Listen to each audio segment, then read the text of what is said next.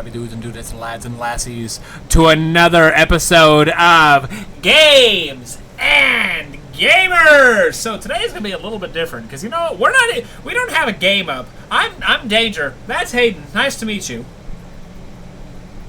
We're gonna get a first-time viewer, and it's gonna be screwed. We're gonna get a first-time viewer. They're gonna be like, "Oh, okay, we will further address them as that now." Yeah. That's Danger. I'm Danger. Yeah. Welcome everybody. This is our first time of actually being on Games and Gamers. If you're a Games and Gamers only fan, this is the first time of seeing us. We'll do this from time to time. If you've seen us on DangerXtreme or KH Hauser, you know we post ourselves. Me more than him. But that's not matter. It doesn't matter. We today are just going to talk and have all sorts of fun. But first, Danger, I don't know if this is a hair or a piece of plastic. I just found something. Cool. Very interesting. How are you, Danger? Better. Definitely better than the last, 8 days. You've been fighting the plague, haven't you? We played Plague Tale, and you got fucking sick from Plague Tale. I played Plague Tale. I got sick. But now the next game is also gonna involve stuff, so it's super funny. You know what? We need to be careful with what we play now. So it's affecting me in real life. Yeah, no. So literally, we're now day 9, and for the first week, for the first 6-7 days, I've had 102 temperature, and it's been like 102 down to the lowest of 98, and sometimes rarely 97. So it was bad. I've been really bad, but today thankfully it's just been nothing but a cough. I was able to take care of stuff around the house today, mow the front yard and backyard. So I mean I'm better, but I'm still recovering. Good. But so I feel like this episode's the perfect episode. In fact, when we were gonna record this, I wasn't feeling like this. Whenever we were gonna record this, so this is actually perfect. The type of video to do in my condition, because if it was talking about an actual game, I would not be here. My brain would be somewhere else. Yeah. But here, we could be inconsistent. But before we become the inconsistency, Danger. I just shook my whole TV and I didn't even touch my desk. I am ungodly strong. I actually have to talk about the ungodly strong here in a minute, because I told my dad about something you did and he was laughing at it. But what's the media, Danger? Have you had any media? YouTube, TikTok, gaming, anything since you've been dying down there in your sad little awful city?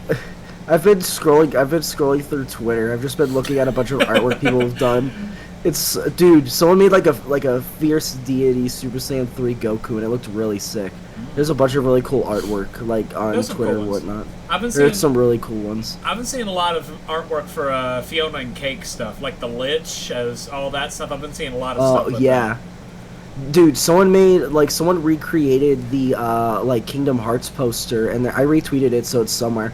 But they recreated the artwork, but in their art style, and it looked cool. Man, it's a shame I don't use Twitter or X. Well, what is it called now? I know it's X. It's called. People still call it Twitter. Some people, if they call it X, they're talking about Twitter. But most people who've been around before it's been X call it Twitter. I still call it Twitter. I'm not gonna, even though my whole brand is the red X. That's my whole thing. I still don't call it X. Well, I think it's funny. I still call it Twitter. You should call it. This is my app now. This is my app. This is thanks Elon Musk for that, man. Yeah, I really appreciate it. I hope you have DangerXtreme as a patent. I hope you have it copywritten, so he's not all right, DangerXtreme, this is now my app. That'd be hilarious. Elon Musk is this man has X. That's his whole thing. Shit. We'll just buy his name. He has to come up with something new. Dokkan Wen's already copywritten. Fun fact. Wow, by who? Me. Yeah, okay. That's super cool, though. So if somebody out there, and you tried Dokkan Wen, you can sue them. I can sue you, because that's my brand. Bleep out everything else, but keep that bit in. That's funny. I'm not even kidding. That's a true statement. Yeah. I know. Yeah, I believe you. Yeah, bleep everything out, but keep that part in. It's the whole video is 3 hours long. It's just beep. Dokkan Wen is owned by Hayden. Beep. Yeah, so currently just scrolling through art. I've been playing games and stuff, so nothing really media-wise going on. The only thing I'm upset about media is I was planning to already start my next playthrough, and I haven't started it yet. So I'm hopefully going to either start it tonight or tomorrow. If I feel well enough tonight, I might record an episode tonight. I got one down. I'm gonna go finish the first half of it tomorrow. At least that's my plan. After I go do garage sales. Nice. Danger. Did I tell you I swindled a poor old man out of stuff at a garage sale today? Yeah, you said you got like 50 things for like $30. Yeah, this man had a tote, little Rubbermaid container for those out there, but a tote for $70, $75. Had an Xbox 360, like 3 controllers, a Skylanders reading thing, 2 Wii remotes, a Venturer fucking portable DVD player, 2 iPads, and an iPhone, and a hand, full of games. That guy had no idea what he was selling. I mean, realistically, I'm not gonna. I say swindled. 35 was honestly the right number to go with everything that was in there, and a good monitor. That thing he probably could have sold for $15 on his own. But yeah, I got all that. Some of the games are okay. I got like 2 or 3 Halo games, a Call of Duty. Then I have like Forza. I have a what else did I have down there? I had some other like just awful like crappy games. Yeah, and more to the collection. One of Tekken, Street Fighter versus Tekken 5, or Street Fighter 5, whatever one it was. It's something else. Oh no! That one is Street Fighter versus Tekken. It's something. Dude, it's unplayable. It's 100% unplayable. That game was had the potential to be. It's like the same thing with Jump Force. It had the potential to be one of the greatest games out there, and it just flopped so bad. Like because the disc itself, like the reader, is fucked up. I know Untitled what's wrong with it because our PS2 did it. Like the internal thing, like the wire is rubbing against it, so there's a perfect circle about GameCube disc size. This disc is really scratched. Too bad it's Madden. I don't care, but it's about this big in the internal aspect of the disc. So that disc is legitimately unplayable. The game itself is pretty much unplayable too. The game. Yeah, it sure is. It sucks. It really sucks. That could have been a really good game, and it could have had multiple titles. It could have had Marvel vs. Capcom amount of titles. It could have if it did well, but no, unfortunately, due to how bad it is, we'll probably never get one again. Probably not. But my media right now has kind of been bouncing around. I've been playing Resident Evil. I've been playing Dead Space 2. I got Gears of War 2. I started Devil May Cry earlier today. I saw that. Yeah. Devil May Cry is a series that I do want to play at some point. There's many series I want to play, and that is one of them. That is one of the ones that I remember. It's one that I've heard of, but it's never been I want to play it. But I was like, yeah, why not? I bought the collection because I kind of want. It's one of those I kind of want to play it, but at the same time, I'm okay if I don't play it. Yeah.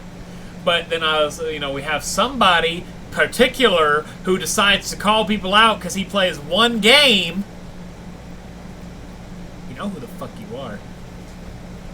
It's me. I play one game. You play 2 games. You play 2 games.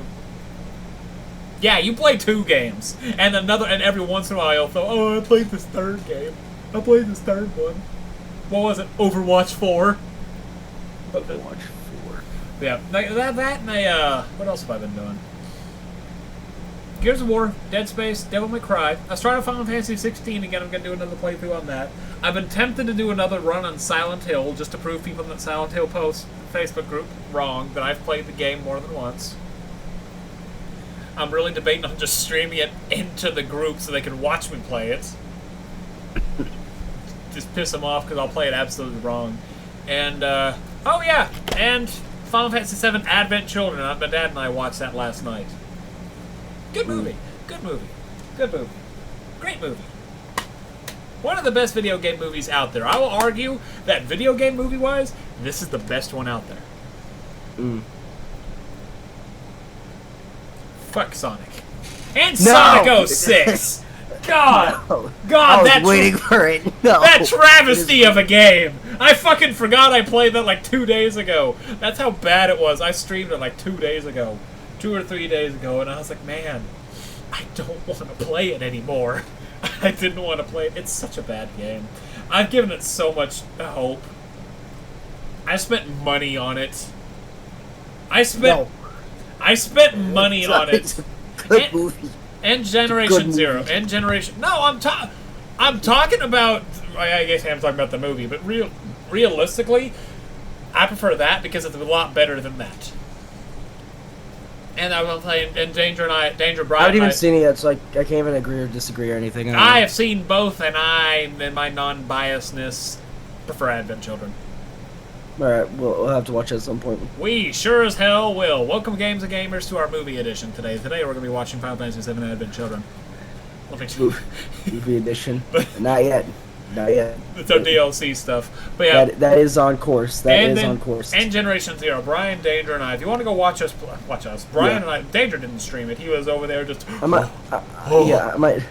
I was so sick. Yeah, I was like, next time if I feel long enough, I'll stream it. You can't even say that, because we played, and like 2 hours later, whenever I went to bed, you know what I fucking saw, like an hour whenever I woke up? You were streaming Fortnite! So don't say you were too sick to stream. You could have streamed.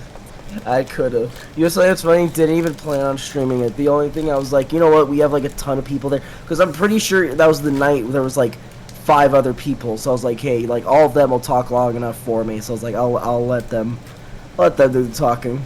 Disgusting. You could have streamed with your buddies, but no, you streamed with your friends. How dare you? Yeah, it was awful.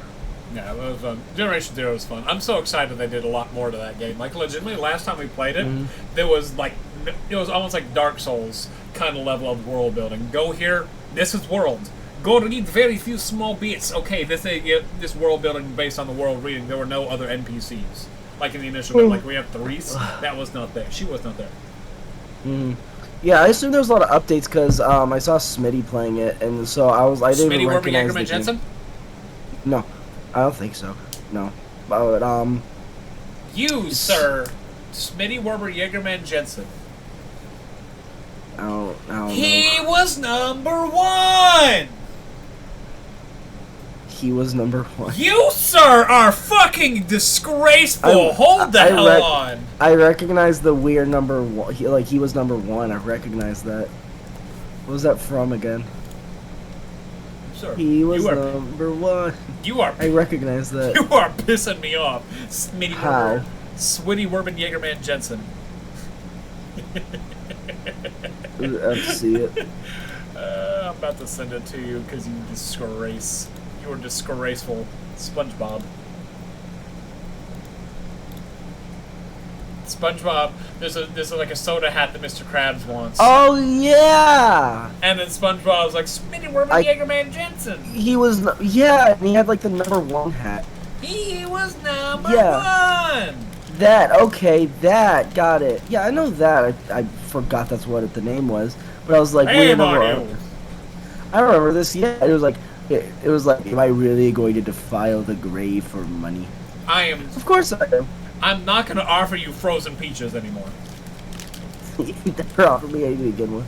Besides, I already got a peach, so I'm good. Mine are better, they last longer. My peach is great. She is awesome. Oh, that kind of peach. I thought they were talking about the other kind of peach. No, I'm talking, well, technically. Your peach, you have 2 sheep. You have 2 sheep peaches? Oh, hi, Minion. Guys, look, it's Minion's first appearance. Yeah, y'all can see Minion. You can see the void. You can see the as he becomes a part of your chair. I know. They can finally see the chaotic Minion we talk about in the background. Who knows? He might do something this episode. But we're just gonna talk video games today, right now.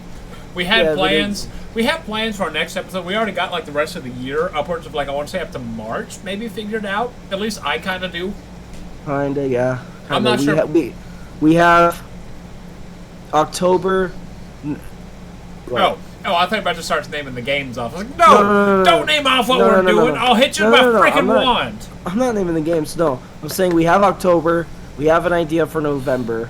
You have an idea for December. February, I have an idea. So January is kind of where we could just throw a game in there. 2. But I do have. We have 2 games for. I figured we had 2 for January. Yeah, we do. Yeah. Well, I thought we were gonna do that in December. Or I guess no. I guess we want to do it in December. We could do it in. Yeah, we could do it in January. No. The one you're talking of. We have October. We have 2. We have 2 for October. We have 2 for October. I want to say we have 1 for November. We have at least 1 for November. Well, and then December we might have 2. It depends on how we want to do November, but I know for a fact we're going to have 2 in December. Then January we have stuff figured out, then upwards of February, then outside of that, hopefully he'll have a job so I can start expanding our game collection to a little bit more. Because I can start playing my Switch again, because I got the Switch for Games of Gamers, and you know what we haven't done on Switch? Anything but Mario Odyssey. I haven't, did they add it yet? I think they did. I have an idea for a game then, if they do have what I'm thinking of, but we'll see. I do have an idea. You might not like it, but I think it's a good idea. Sonic? No, not Mario? Sonic. Yeah. Honestly, it depends on the... Like, here's the thing. I think you think whenever I say I don't like something, you think I hate it. I can dislike something and still like something. Oh, so you're fine with us doing another Sonic video then? Here's the thing. I hate Sonic 06. 06 specifically. 06 is great. No. I right now am playing it, and I don't want to touch another Sonic game just because right now the visceral reaction of that fucking game is getting to me. Like, I think about it, it's like, oh my god, I don't want to play it. And I'm just imagining other Sonic games because it's not like Mario. Mario looks slightly different, each one it plays different. Sonics are kind of all the same. It's like running. It's running. A lot of them are very similar, yes. Some of them have different aspects or gimmicks and stuff, but a lot of... Sonic Unleashed is a very different one. And that's why I'm wanting to hold off on Sonic games for a little while until I say I'm ready, is just because they're pretty much all... Like, it's same as Mario, but they at least look different each time. Sonic kind of looks the same each time, with the exception like Sonic Boom. Modern Sonic. Modern Sonic is the most used Sonic. Which, that's the one you see, that's modern. And then they try to expand with Sonic Boom, and while the show did pretty good, the game did not. The game was horrible. I will say, I like the designs in Sonic Boom. I'm not gonna lie. I personally didn't like them too much. I thought they were okay. Sonic with his little scarf was cool.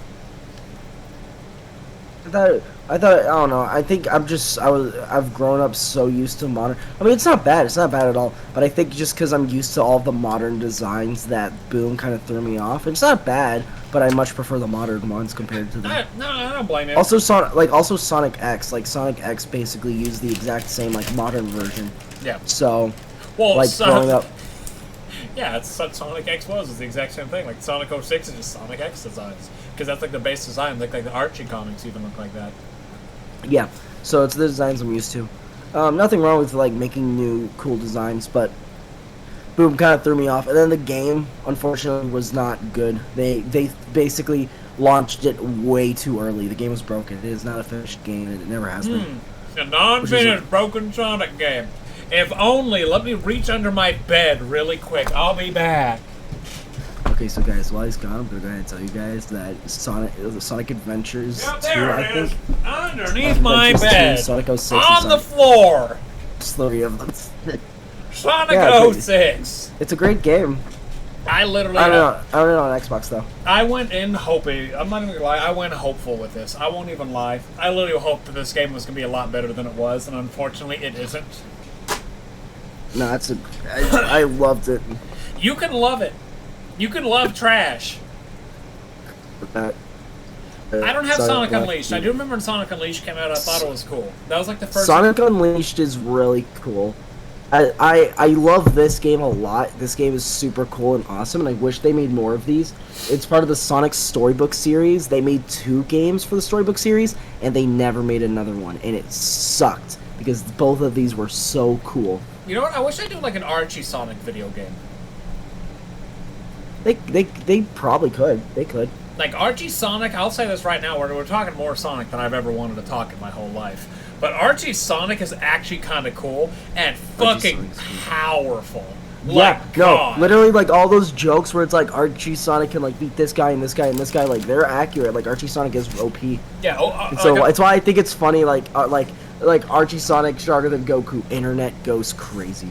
But yeah, this game's super cool. This is the first game I actually stopped playing because one level was really difficult, and it wasn't broken. It was just difficult. There's one really difficult level in here. I can't think of any. The whole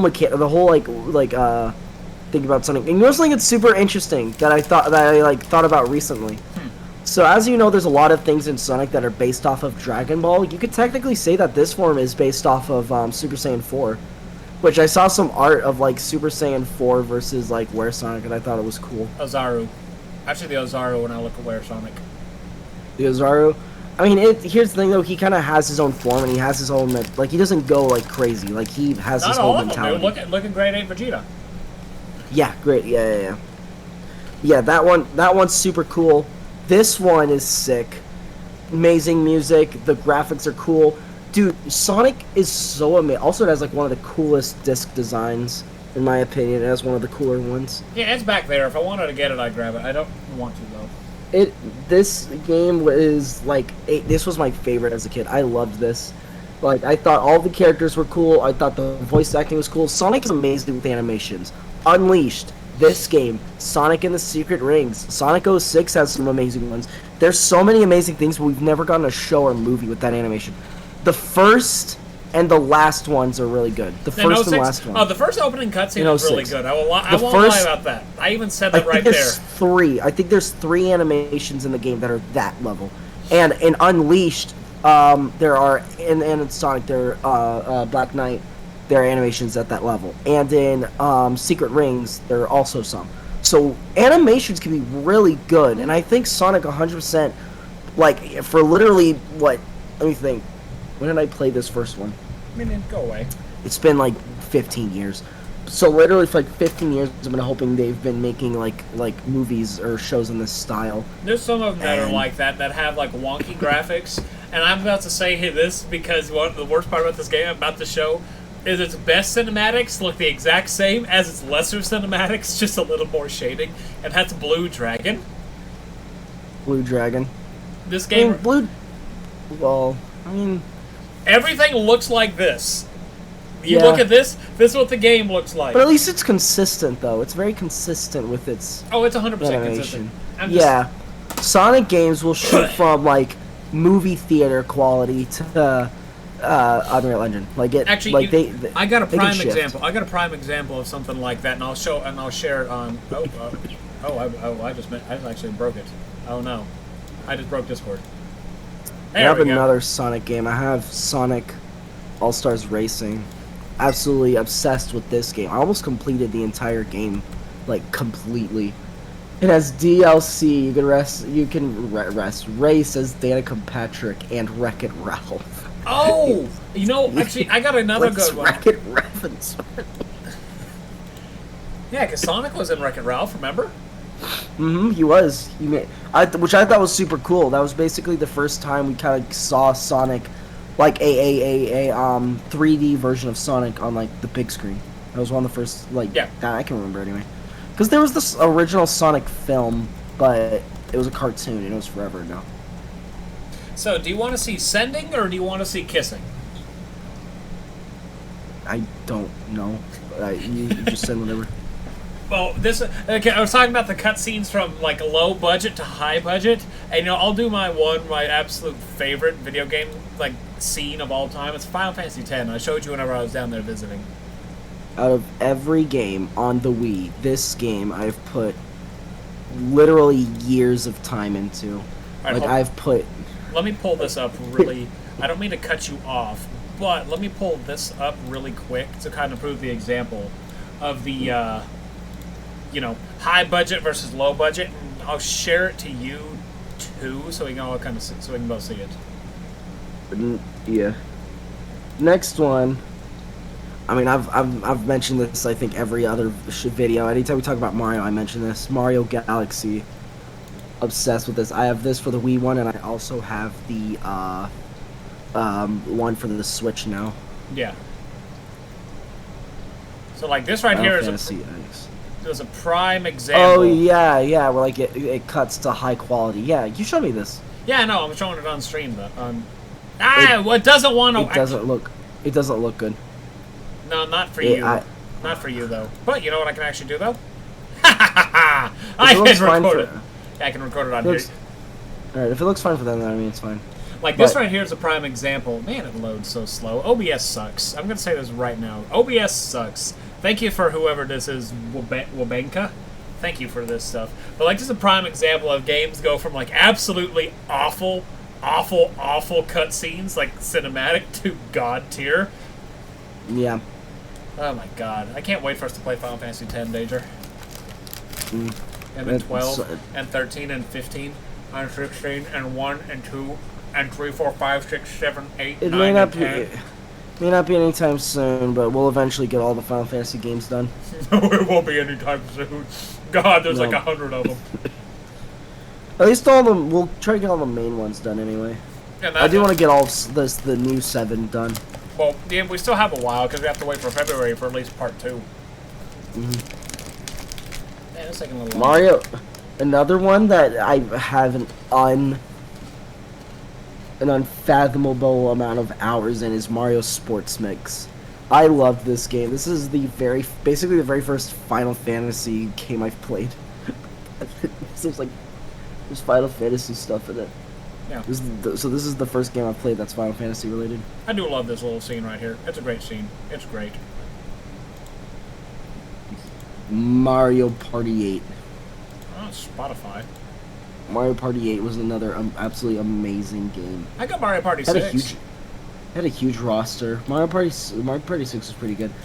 My opinion, Mario Party 8 is one of the best Mario parties. I've never really played, so I don't have much of a saying on that, unfortunately. 100%, we gotta play this at some point. Like, when we do, like Games and Gamers Gaming, like, this has got to be a game we play. Yeah. God. Mario Sluggers. Mario Sluggers is another. Why do you only own Mario and Sonic? Name something other than those. You've named 5 games. You know, is it Sonic, Mario? No, 5 games. All right. Kirby's Return to Dreamland. 1. Kirby's Return to Dreamland. I swear, you better not be about to pull out 3 Kirby games. Wii Sports.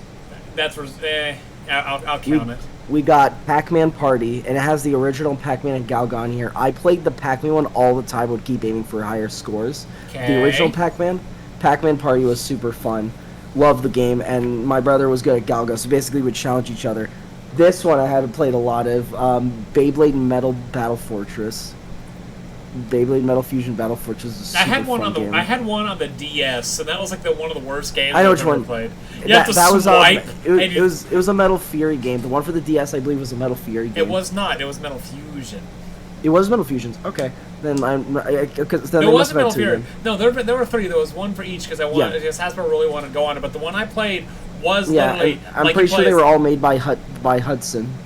Yeah, pretty sure they were all made by them. But it's just got Jing on it. I was obsessed with Beyblades as a kid. Dude, same. I was back when I was in high school. Obsessed. Well, back when I was in elementary school. At least for us, it was middle school for others. He didn't even have 5 games. He had mostly Mario. Oh no, he's pulling out. I got a Beyblade book. I have the Beyblade official handbook. I was obsessed. This thing was destroyed. I had that with Bakugan. Bakugan was a big thing when I was younger. Bakugan was sick too. I was mostly a spectator of it, but Bakugan was sick. Dude, I loved Bakugan so much. Man, I was hoping he was gonna pull out something. Yeah, you know, Bakugan is pretty sick. I have that handbook. It's sitting in my bedroom underneath my dresser. Yeah, Beyblade, Bakugan, like Yu-Gi-Oh! I was merely a spectator. I never played it, but I thought it was cool. I'll tell you something fun. I'm gonna tell you something fun. Lego Batman 1 and Lego Batman 2. These were also. That's the same game. But it's still. We got Lord of the Rings. Lego Lord of the Rings. What? I hate Lego games. I hate Lego games. Oh, hold on, down here. There's another, do you have something good? Do you have something good in your collection over there? Yes, absolutely. Kirby's Epic Yarn. That's another Kirby. That's another Kirby. No. It's a great game. No, I can't even hate on Kirby. I've never Kirby's one of those ones. It's like Devil May Cry. It's like, it's Kirby. It's cool. But at the same time, I don't care. Kirby's a cool one. I'll top you. I'll be one of those people. I'll top you with 5 completely different games. I go grab some more games. Yeah, I don't have the Xbox games on me, but I can name some of the Xbox games. Series of unfortunate events. Heavy Rain. Blue Dragon. Trash. Dead Space 2. 06, and you will identify it as such. I shall identify it as garbage fire that wanted to be cool. Game. It wanted to be cool, but it's an absolute dumpster fire. Mine's Xbox 360 though, but it's not PlayStation. And it runs worse on the 360. It runs better. No, yeah. PS3 is more powerful. It runs better on a PS3 than it does an Xbox 360. I've seen the comparisons. Your game will lag 28% more than it does on the PlayStation 3. And yeah, it's still great. It's still such a great game. It is one of the worst games. I've played trash games in my life. If I go look through all my stuff, like one of the worst games I've ever played was a Phineas and Ferb game for the DS. I got it. Back whenever I first got it, I had to use the bumpers, and my bumpers messed up because I had a DS Lite that was like a few years old, and it was a hand-me-down even. So the bumpers didn't work, so I couldn't play it. But whenever you really play it, they had like 4 levels. You had Swinter, the city, roller coaster, and like backyard. And those are all the levels. You had to build one. It was literally, all right, grab this, grab this. It's like the Jimmy Neutron game for the PS2. Grab, grab, grab, build, next level. Grab, grab, grab, build, next level. And that was like the most boring game ever because it had nothing to it. It was like, Platypus was in there, but it was literally just, Perry the Platypus! Watch what I can do! There are some bad games out there. Yeah, there are a few bad. And you've named all of them. I don't know what you're talking about. These are all amazing games. There's not one game that I've mentioned that is bad. All these games are great. I'll go grab some more. I'll grab some more games. He's over there grabbing games, thinking he needs to grab games. He can just discuss games. But honestly, games are all sorts of fun. But we've got some good ones and bad ones. Like right now, a good one I'm trying to convince Danger to do Parasite Eve. Parasite Eve is one of my favorite games. Whenever I played through it about a year or so ago on my channel, KH Hauser, I actually genuinely enjoyed it. Sure, my first time through, I cheated to get through past a boss, but then at that point, I was having fun. So I was like, yeah, why not? I had a gun that did max damage. I was having fun. You don't have. It's okay if you play games and if you do something like that if you're having fun. But if you're not having any sort of fun, then you kind of lose the desire to do it. That's why cheaters never win. But then at the same time, it's kind of okay to do it. Like, it's genuinely kind of okay to cheat in some video games if you have a lot of fun with it. Mini Ninjas. Mini Ninjas is a good game. Mini Ninjas is actually really cool. I never completed this game. I played it twice, but I never managed to fully complete it. It's a fun game. It's got an interesting art style. I don't remember the plot fully. Why does it look like it's like a rip-off of Little Big Planet? Speaking of Little Big Planet. I have Little Big Planet. Little Big Planet 3 is somewhere in my stuff over here. I think, yeah, this is the original one for the PlayStation 3. PlayStation 3, and then Portal 2 for the PlayStation 3. I had a lot of fun. I had a lot of fun on the PlayStation 3. Dude, I want to borrow... Hey, I'll give you my address. I'll mail you Fortnite. Mail me Portal. Portal 2? Oh, was it only 2? Yeah, it's only 2. It's not the first one. Never mind. Also, I'm not giving any away my PlayStation 3 games ever. I'm not giving any of them away. No, I was just saying mail it to mail it to me. Let me borrow it, and I'll mail it back. Yeah. Okay, so Super Mario 3D World. Dude, I actually saw at a garage sale today Super Mario like for the Switch, the All Stars that came with 64, Galaxy, and maybe Sunshine. It came. Yeah, 3D All Stars. Yeah. That's the one I have. Yeah, that's what if we do play Galaxy or Sunshine or 64, I'm gonna play that one. I'm gonna play it on the 64 because I am professional. I would love to play on the 64. That'd be sick. But probably the worst Mario Party ever, Mario Party 10. Aren't they all just the same? Aren't all Mario parties just the same? No. No. It's a party game. You bash in badger moles. You hit cacti. Yeah, all Marios are the same. I see Mario Kart. I see Mario Kart over there. Yes, Mario Kart 8. Mario Kart 8.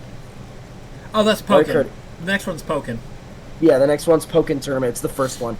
Dude, this game... I thought there was only the one. I thought the first one was like a flop, so like... No, this one did great. That's why they made a second one. They have Pokken Tournament for the Wii U, and then they made a second one for the Switch. Oh, is that the DX? Yeah, there's Pokken Tournament, which is this one, and then Pokken Tournament I didn't realize DX. this was a sequel. I thought this was like a... No, it's a new one. I thought it was a remaster. Okay. Yeah. This one is super fun. I had a lot of fun with this game. Me and Caleb played this.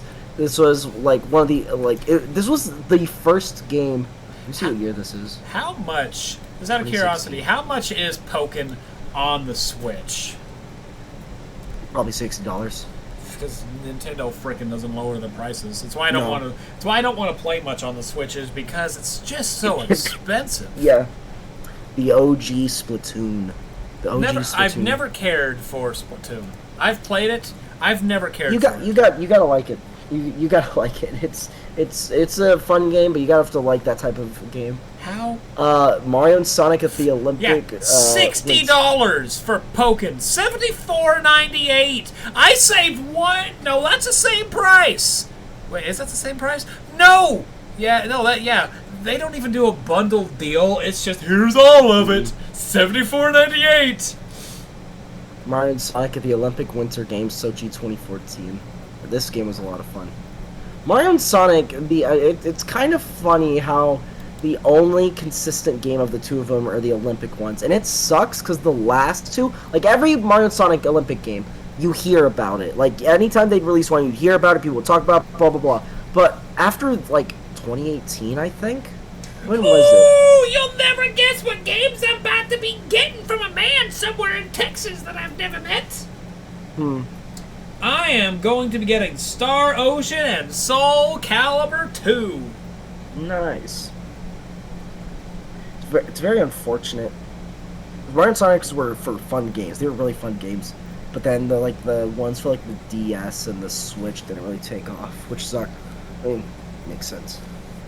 Yeah. Super Smash Bros. For Wii U. Basically, Super Smash Bros. For Wii U and 3DS. It was super cool. It was like one of like the most mind-blowing things to happen.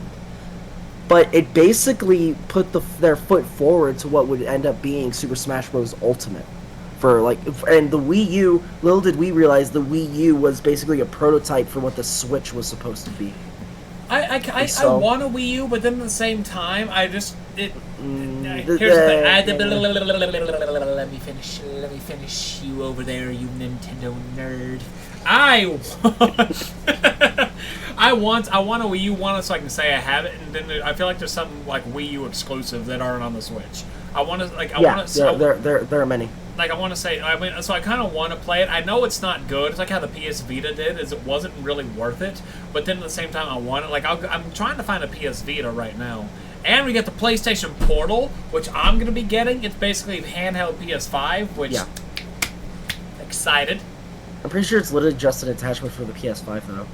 Yeah. I don't think. Yeah. So I mean. Okay. It's literally like the Wii U hand thing, but for the PS5. So it's why I don't really see it as super big.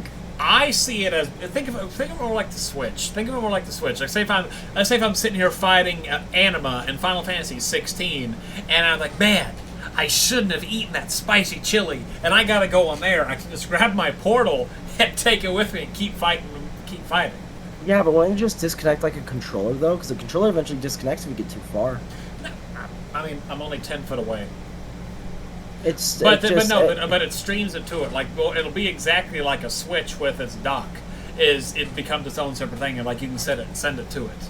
Like that's how a Vita could work. Is you could put the Vita to the screen, and like play it like a Switch, or you could take it off and you play it as a Vita. That's kind of how the Portal.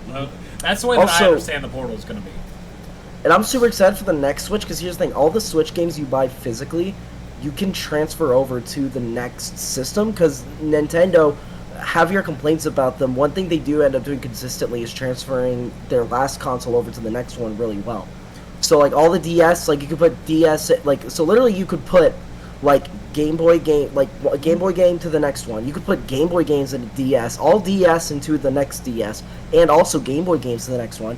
You could put only the DS Lite. After DS Lite, they got rid of the Game Boy Advance cartridge, which I think sucks. Yeah, and then the like GameCube could go to the Wii to the Wii U. And so typically when they do a massive change, like when they went from discs, like then they really changed, you know, they couldn't really go back to the other way. But now that they're back to cartridge, they could so easily, like, I'm very certain. You know what? Because I'm going to hark on that. I'm going to hark on that. Them going to cartridge is a stupid choice.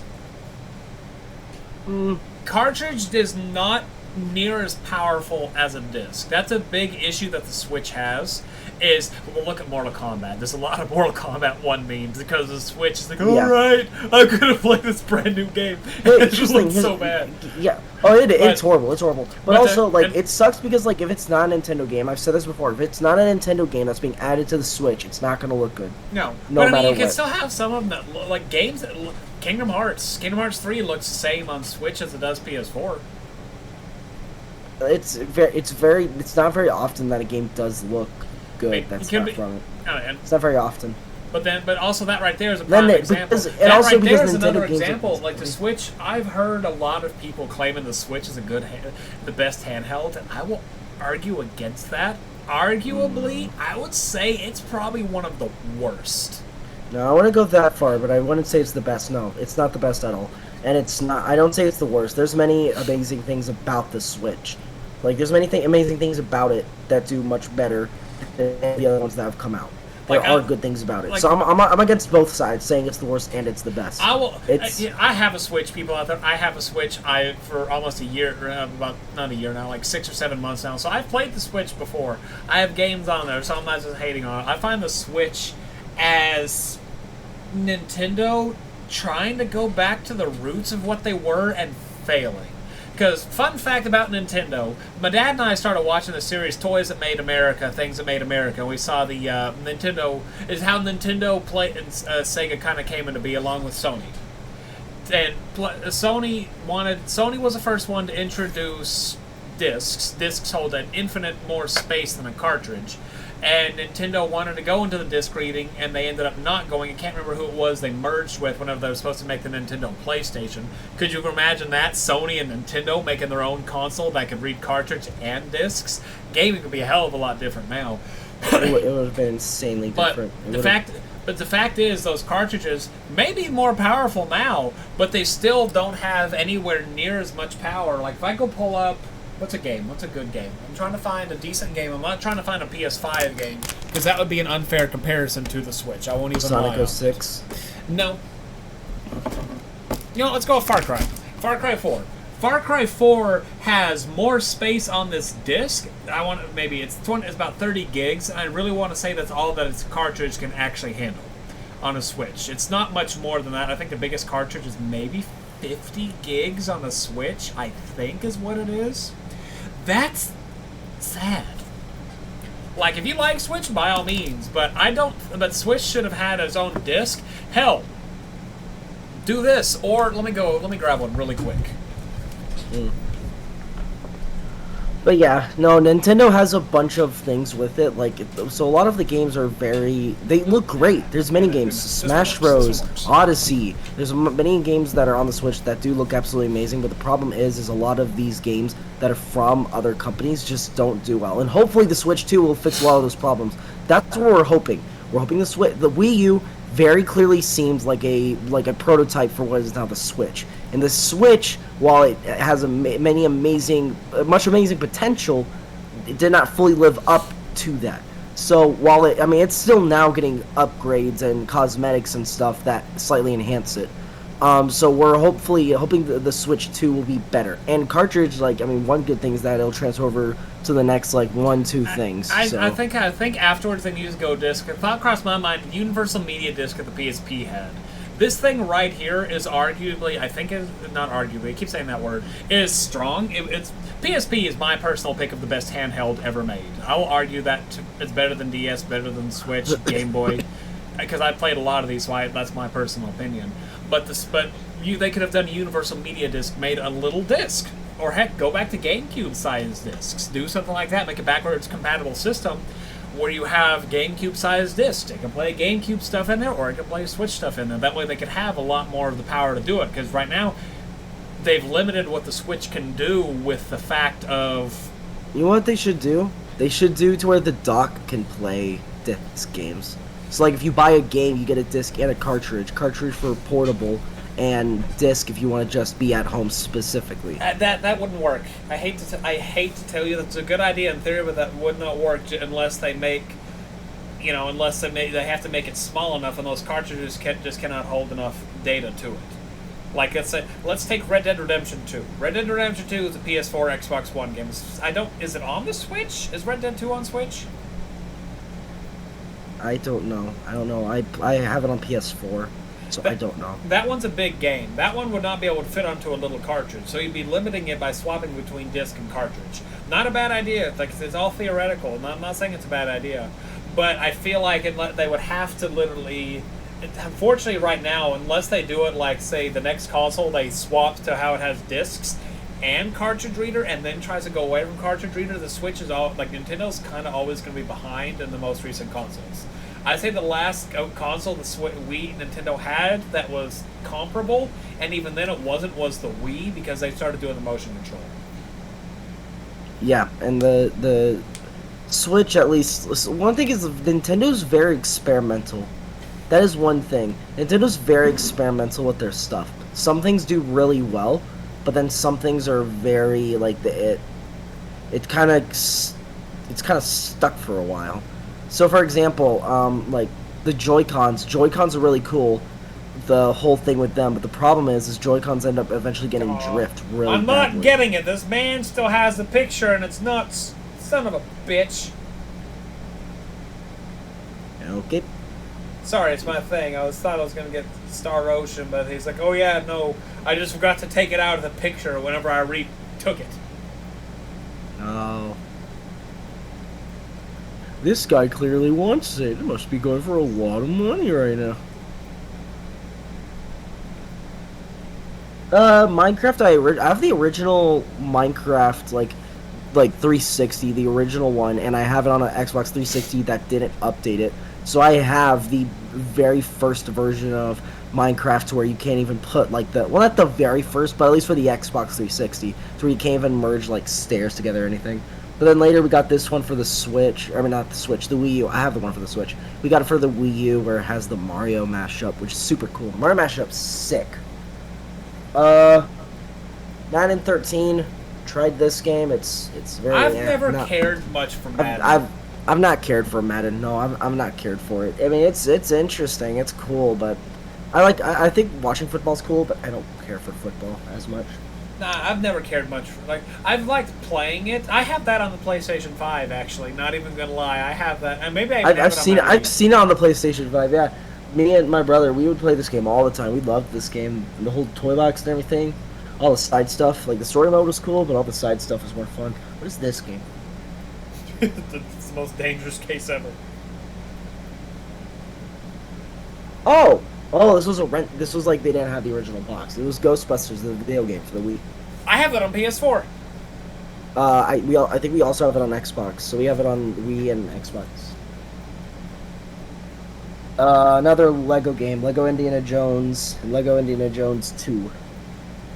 Which Lego Indiana Jones 2 Why do you have the same games I have? I have that on my shelf or downstairs. Lego Harry Potter. Dude, I hate Lego games. Years 1 to 4. I hate man, that really sucks that you hate Lego games. And I don't like Star Wars. That right there is the worst of both worlds. Lego Star Wars: The Complete Saga, and also we have Lego Star Wars: The Clone Wars 3 over there. There's a few other games, but I don't want to grab all of them because they're not all ones that I've played consistently. A lot of the games, yeah, so literally growing up, so also there was some 64 games I played. me and my family were Nintendo. Like, me and my brother were Nintendo kids. Our mom was very against playing violent games as kids, so we were stuck with Nintendo. I'd say the same for me, but then at the same time, I played games that were arguably that were as violent. They just hit it, like Ratchet and Clank. I grew up playing Ratchet and Clank, Jak and Daxter. Those games are as violent without the stuff in there, because all the innuendos, like all the Ratchet and Clank games are just sexy innuendos, going commando, up your arsenal, size matters, Yeah, a lot of, like, hidden things in there. Played Super Mario 64 on the 64 when I was little, and actually beat it, which is super cool. Mario Kart 64, Donkey Kong 64, what was another? Kirby and the Crystal Shard was a really fun game. One of the monsters, like, scared me badly. I think it was the eye. That was, like, the first time seeing an eye one. It actually scared me as a kid. I had a thing, like, I had a fear of big eyes. When I was little, I was also scared of, like, the, Monsters, Inc. eye at, like, the credits. Like, there was, like, the Monsters, Inc. eye would look around and would look straight at the, like, the viewers, and, like, that scared me as a kid. That's the Waddle Doo. Like, when a Waddle Dee became a Waddle Doo, that also scared me. I don't know what it was. Sly Cooper? Sly Cooper. Never played a game, but I've never hated a series that I've never played more. Fun fact about the Silent Hill community today. Gosh, why? We'll never get away from it, won't we? Probably not. We opened a fire. We opened a can of... Die. Let it die. Danger, whenever we play Silent Hill 2, it'll be even worse. If you say anything negative about Silent Hill 2, oh my god, is it going to be infinitely worse than the Silent Hill? Let it die. No, some random... I don't care. I don't care. If that's the case, we just won't play Silent Hill anymore. Oh, hell no. We're going to play it and piss them off. It's just funnier. The more it goes, the funnier it gets, because it's been going on like 3 months since we did Silent Hill, and they still hark at it. So I woke up right before I took a nap earlier. I get a ping on Facebook. This guy asks a question to the entire Silent Hill community. Oh man, I wonder what this question is. Maybe I can answer it, because sometimes I have the balls to be like, I'll go answer this question, sometimes in group. And it's like, okay, who is the fuck that was talking shit on the first Silent Hill game, had a podcast link in here? One, fuck you for making a podcast link. That's sad to self-plug yourself. Hi, I do that a lot. I don't care. Two, he was talking so much shit on the game, I don't even think he actually played the game. They probably watched somebody play it because they don't have the capacity to play a game like that. Yep. That's so funny. 30 months later. Dude, I'm not even kidding. Like, I will say though, that's hilarious how dry it is that we're the new content that's going on in Silent Hill right now. I don't know. Here's the funny thing about it is, what if we are? And people, that's what I'm saying. What if they're so dry on content for Silent Hill that we're the new content? Us, literally nobodies. I doubt it. I mean, that one right now is sitting like 350 views. So I mean, right now it's literally our most popular fucking thing. I would absolutely love... Here's be the best part about all this, is now there's a little cult against us. And they're like, alright, we're not watching anything else. Silent Hill, watch that one! Watch that one! We're gonna watch it! And they watch it, oh my god. They didn't say James looked amazing and this character was great. 0 out of 10. The redhead doesn't even like... Hold on, I'm gonna complete this bit. But the redhead doesn't even like Silent Hill. He's never played anything. He wouldn't understand anything about Silent Hill in any capacity, to the point that he knows the true meaning of what Pyramid Head actually stands for. Pyramid Head does look cool, though. Dude, I fucking love the red pyramid thing, or Pyramid Head. I fucking love him. Like, not even... Pyramid like, he's super cool. He's one of my favorite, like, video game, like, icons of all time. Him, I mean, yeah, you literally have Pyramid Head in your... And, I don't ever talk about it, but the Big Daddy from BioShock. You have mentioned it before. Like I said, there's a lot. Maybe not on Games and Gamers, but you have mentioned it to me before. Like, there's a lot of games out there that I've played. Yeah, I just don't talk about a lot. Yeah, on the picture you literally have the Pyramid Head helmet. Yeah. And you were gonna have the mask for him, but the then I also wanted the yeah, that I just never got to it. I was like, I'll do it at some point. I've just never done it yet. Honestly, I think how it is fine right now. Just because, like, take the Big Daddy mask. You look at this ugly little thing. Focus. I will say it is definitely not as iconic as Pyramid Head. Focus. That looks cool. Oh, I love this thing. Like, honestly, I remember somewhere there was some event where they had like a life-size statue of him, and it looked really cool. It was from years ago. It was over 10 years ago that I saw it. The first time I played it, my sister goes to Comic Cons, and she found somebody dressed up as a Big Daddy. Because I just started getting into Bioshock, and if I went back and looked 10 years ago, I'd be able to find him. Literally, it was a guy walking around like it had a power drill. He'd squeeze the thing, and the go would go. Rear. That's really cool, yeah, when people build stuff like that. I wanted to do that so badly. I used to be really into costume building. I've wanted to do cosplay. That's where that thing came from. Mm-hmm. But then I also opted against it because, God, I don't have anywhere close enough that I can go cosplay, and I'm not going to freaking drive a state away with a freaking bus. I know I could. I think whenever I first got that, I've had that for a few years. But there's several locations in Texas that have those. So I know, but that's still a few hours away. The border's an hour and a half from me. But here's how it'd be. I mean, hey, who knows? Maybe we could go to one in like 2-3 years. I'd drive down the road. Where is it? My wig's gone somewhere. But I'd drive down the road, full cloud ensemble, all of it, my blue contacts in, hair, suit, sword on my back, or I'd get the motorcycle that Cloud drives, and I'm just driving down the road, fucking dressed as Cloud Strife. Driving by, what the fuck? Was that Cloud? Oh my god, I love Final Fantasy. It's such a good franchise. But at the same time, I loved the bike section so much, and I got so offended that the game offered to skip the bike sections. Like, if you don't want to play this, you could skip it. I'm just like, how dare you? I mean, realistically, I want more of this. Don't tell me to skip it. You can do it in Rebirth. You can do it more in Rebirth. Okay, yes, okay. Because there's mini games. We're going to a place called the Golden Saucer, and this is not spoiler. This is an area place that's in the original. I'm not gonna give it's mini game central. That's literally what it is mini game central. You can do your Super Mako Kart as much as you want. Nice. Don't know why. Out of every other thing you could do, you'd want to go do that. That's always been like one of the worst things I've seen in there. Racing's great. I've never cared for racing games. I love racing. I very clearly love racing games. I have a bunch of them here, and I have played a bunch before. Like, no offense to it, there are some games that are out there I'm not a big fan of, like Sims. Dude, they made F-Zero 99 for the Switch, and it looks so cool. It's so awesome. I want to play it. I haven't played it yet. So many people have played it already, and it looks super cool. You said your Xbox works, doesn't it? The 360 one, yeah. Xbox 360, yeah. Gears of War. Oh, yeah. Because I just got that beat on my channel a few weeks back. Nice. And I got Gears of War 2. Should be ready to go? Yeah, I have PlayStation 5 working, Steam, PlayStation 5, Xbox 360, and PlayStation 4, but anything on the 4 I can play on the 5, so. Yeah, I mean, that's much the user. That's why my PS4 sits on the shelf. What? Yeah, I have a few games that I can play. Like, I have Batman Arkham and Red Dead Redemption 2. I saw something. They're doing a remaster for PS5 and the Arkham series.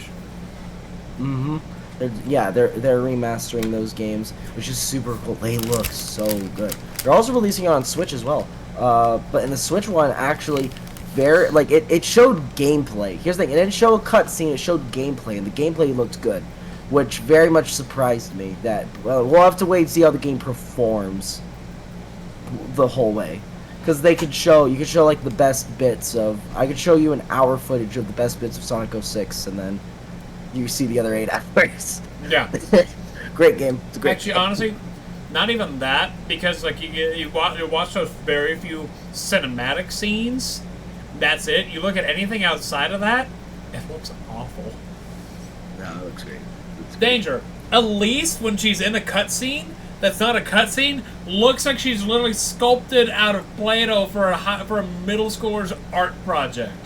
Hey, so now that you've seen her enough, do you want to know something funny? I don't know. Because I don't know. Once I tell you, you won't unsee it. Once I tell you. You know how I'm very keen to seeing something that might be a problem? For most things, there's a few things I'm bad at, but for most things, I can point something out that's a problem. And once I see it, I can never unsee it. Okay. Her, and I still remember this. It's been like 10 years, and I still remember this. Her neck is way too long. There's one scene when Sonic and the others, I don't know if you got to it yet, so I'm not going to tell you, but there's going to be one point to where Elise is like on her knees, she's like upset, and if you see her neck, it is way too long. Are you talking about the controversial scene that makes everybody question why Sonic 06 exists? No, not that one, no. Not that one, I'm talking about a different one. It happens way earlier in the game. I mean, last time I saw her, there's Sonic... at times to where Elise's neck is way too, like, it may be normal, but I mean, it looks long. Her proportions are off. I will not lie, her proportions are off. They're a little off. They are a little off. She's a weird, sad character, and I don't know if I feel sorry for her, or I feel like I should call the police on her. I don't know what I need to do either way. I mean, clearly the second one is because of the first one. Like, clearly she's had a lot of problems. She has a lot of problems. I mean, I've worked with kids. She's 17 years old, 16, 17 years old. She's not 18. But I've worked with kids that have problems, and they can figure out how to take care of it. Or, at the same time, they turn into absolute stalkers, psychopaths. You want to know what Elise probably has in her freaking room? A wall of Sonic! Plushes, shirts, shoes. She probably has one of his freaking quills encased in acrylic or something. Or not even that, hanging on her rope so she can just go, Sonic! So the average Sonic collector. No! A Discord mod! Even worse! Dude, Sonic collectors, I so badly wanted to be one when I was little. I very clearly... No. She's a yandere. She's a Sonic dere. Very clearly, I'm a collector of things. Dude, when I was little, this is like my dream collection I've wanted since I was little. But like, now, like, literally when I was little, it was like Sonic. I so badly wanted to own like Sonic things. I thought it was super cool. I had one of the most valuable items of Sonic, and one's broken, one I don't know where part of it is. One is like the Sonic headpiece that you can put on your head, where it has like the ears and the quills on the back. I had it when I was a kid, and also had like the Sonic gloves. They were so cool. I have the gloves somewhere. I brought them in the move, but the quills are gone. They're long gone. I'm pretty sure I left them back where we first lived. You know what's another fun franchise, Danger? Resident Evil. Resident Evil is, yes. Resident Evil is a very good franchise. Unfortunately, the story of it gets kind of stupid after like the fourth game, because then it gets really convoluted. I mean, fourth numbered game, and I think you knew what I was grabbing. Yeah. I had to. I'm just bringing up a stuff. We're bringing up. I will say this though. I allow it. There's a lot of things where like its story gets complicated and dumb, and I'm like, okay, that's like it's getting out of hand now. Resident Evil is one of the games that I think it's fine because there's already so many crazy things in it. I think it did get out of hand where it's starting to go into monster territory, not even like chemicals and stuff. Like no, it's still viruses. All of it's 100% virus. It's just a different strain of the virus. Think of it like it's flu and stuff like that. It's just a different rendition of it. A bunch of crazy things, and yeah, there's like a bunch of like plot and stuff, and like the story's still going because more of the past being unfolded and whatnot. Yeah. I've not seen the DLC for 8 yet. I still want to watch the DLC. I've not seen it yet. Fun facts! I haven't beat it yet on my channel. And now there's DLC out for the 4th remake. I have that downloaded. I'm either going to beat Resident Evil tomorrow, or I'm going to stream through separate ways. I'm not. A lot of people are saying better late than never because of it's been a while. That's what a lot of people are saying. Well, yeah, because the original separate ways for the original PS2 or GameCube is you had to beat it on like a harder difficulty, then you unlock separate ways. No, yeah. Resident Evil itself, I'm fine with it. It's just the fact that there's like right now we're at 8 numbered games. Yeah. Yeah. But it's more than like 30 or 40 Resident Evil games for the story. Because you have some that go, like Resident Evil 4. You know Resident Evil 4, don't you? Yeah. I know, yeah. I know you're one of those weird people that when it comes down to it, you don't want to hear spoilers, yet you'll love to watch videos on games that you want to play. Yeah, dude, I so badly want to play. Well, because here's the thing. I saw them a while ago, back when I thought I'd never be able to play them. So I did watch them. I did watch some stuff about them. But I didn't want to see every single thing about it. So it's why I haven't, like, seen playthroughs. The only thing I have seen a full-on playthrough for is the 3 remake and 8. Those are the only 2. I thought I'd say you watch me play through them, because I've played through Resident Evil 2, 3, 4, 5, 7, and 8. Because I do plan on playing those, and I've especially avoided 5. Yeah, I avoided 5 because playing 5 in the next few months. Yeah, so I've avoided that. 5 is honestly the one I know like the least about. 5's fine. 6. I think 6 might actually be it. And 6, yeah, I don't know if 6 is multiplayer or not. If 6 is multiplayer, no, I know, but I'm saying 6 I think is the one I know least about, because at least I know some about 5. I think 6 is the one I know the least about. If 6 is 2-player, I haven't actually beat 6. If it is, you want to play through that as a co-op thing? We do it like simultaneously? Yeah, 5 then 6. Yeah, I want to try to play through. So I want to try to play through the Resident Evil games. Here's the thing: I'm pretty sure we'll play 5 before I even finish like 1, 2, and 3. But 3's not that long though. Like I feel like I could beat 3 within like, at least the remake one. I plan on playing the remake ones for. It took me about 6 hours. I want to say to beat the first time. Like I could get it. I should be able to get beaten in like 3 days. I feel like. But the thing is, all of them are about, like, first time through are 6 hours. Like, my first Resident Evil run was maybe 6 or 7 hours. Resident Evil 4, it took, I want to say, maybe 12. 2 stories took, I want to say, 12 hours. But here's the thing, though. They're not, like, more modern, so I typically struggle with those a bit more. So those will take a... I imagine Resident Evil 1 is going to probably take longer than 2 and 3. I'm pretty sure. No, because 2 and 3 play very similar. Because 1 has its own way. 2 and 3 play similar to themselves, and they still kind of keep the. They kept the original of how Resident Evil was. Yeah, I'm also talking about the remake. The remakes are. I am too. Yeah. And then 4, yeah, because here's the thing, I don't think I'll even beat 4 by the time I'll probably eventually play 5. But I do want to at some point try to, though. Resident Evil is a series that I think will be the first one that I fully play through on the channel. God, no, you won't. Beat. No, you won't, Danger. You're never going to complete that Numbers series. 1 to 8. 1 0 to 8 through specifically. 8. Yeah, 0 is part of the main story. I'll play 0 at some point. Here's the thing, though. I'm not very, like, I'll play 1 to 8 100%.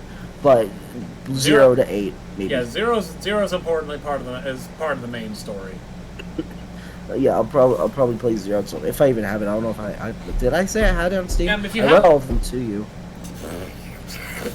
I don't know. I don't remember. But like, Resident Evil is fine. I've done some deep dives for the story. Bless you.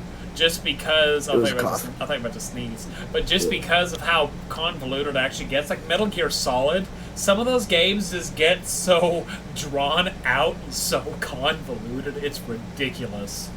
Like Kingdom Hearts, I'm a big fan of Kingdom Hearts. I got a Keyblade there. I got an actual Keyblade there. My room is a bit dirtier, I'd show you, and I have Kingdom Hearts stuff kind of scattered. I have a Kingdom Hearts vinyl clock that somebody who listened to Dokkan Wen, who lives about 20 minutes out of here, made for me.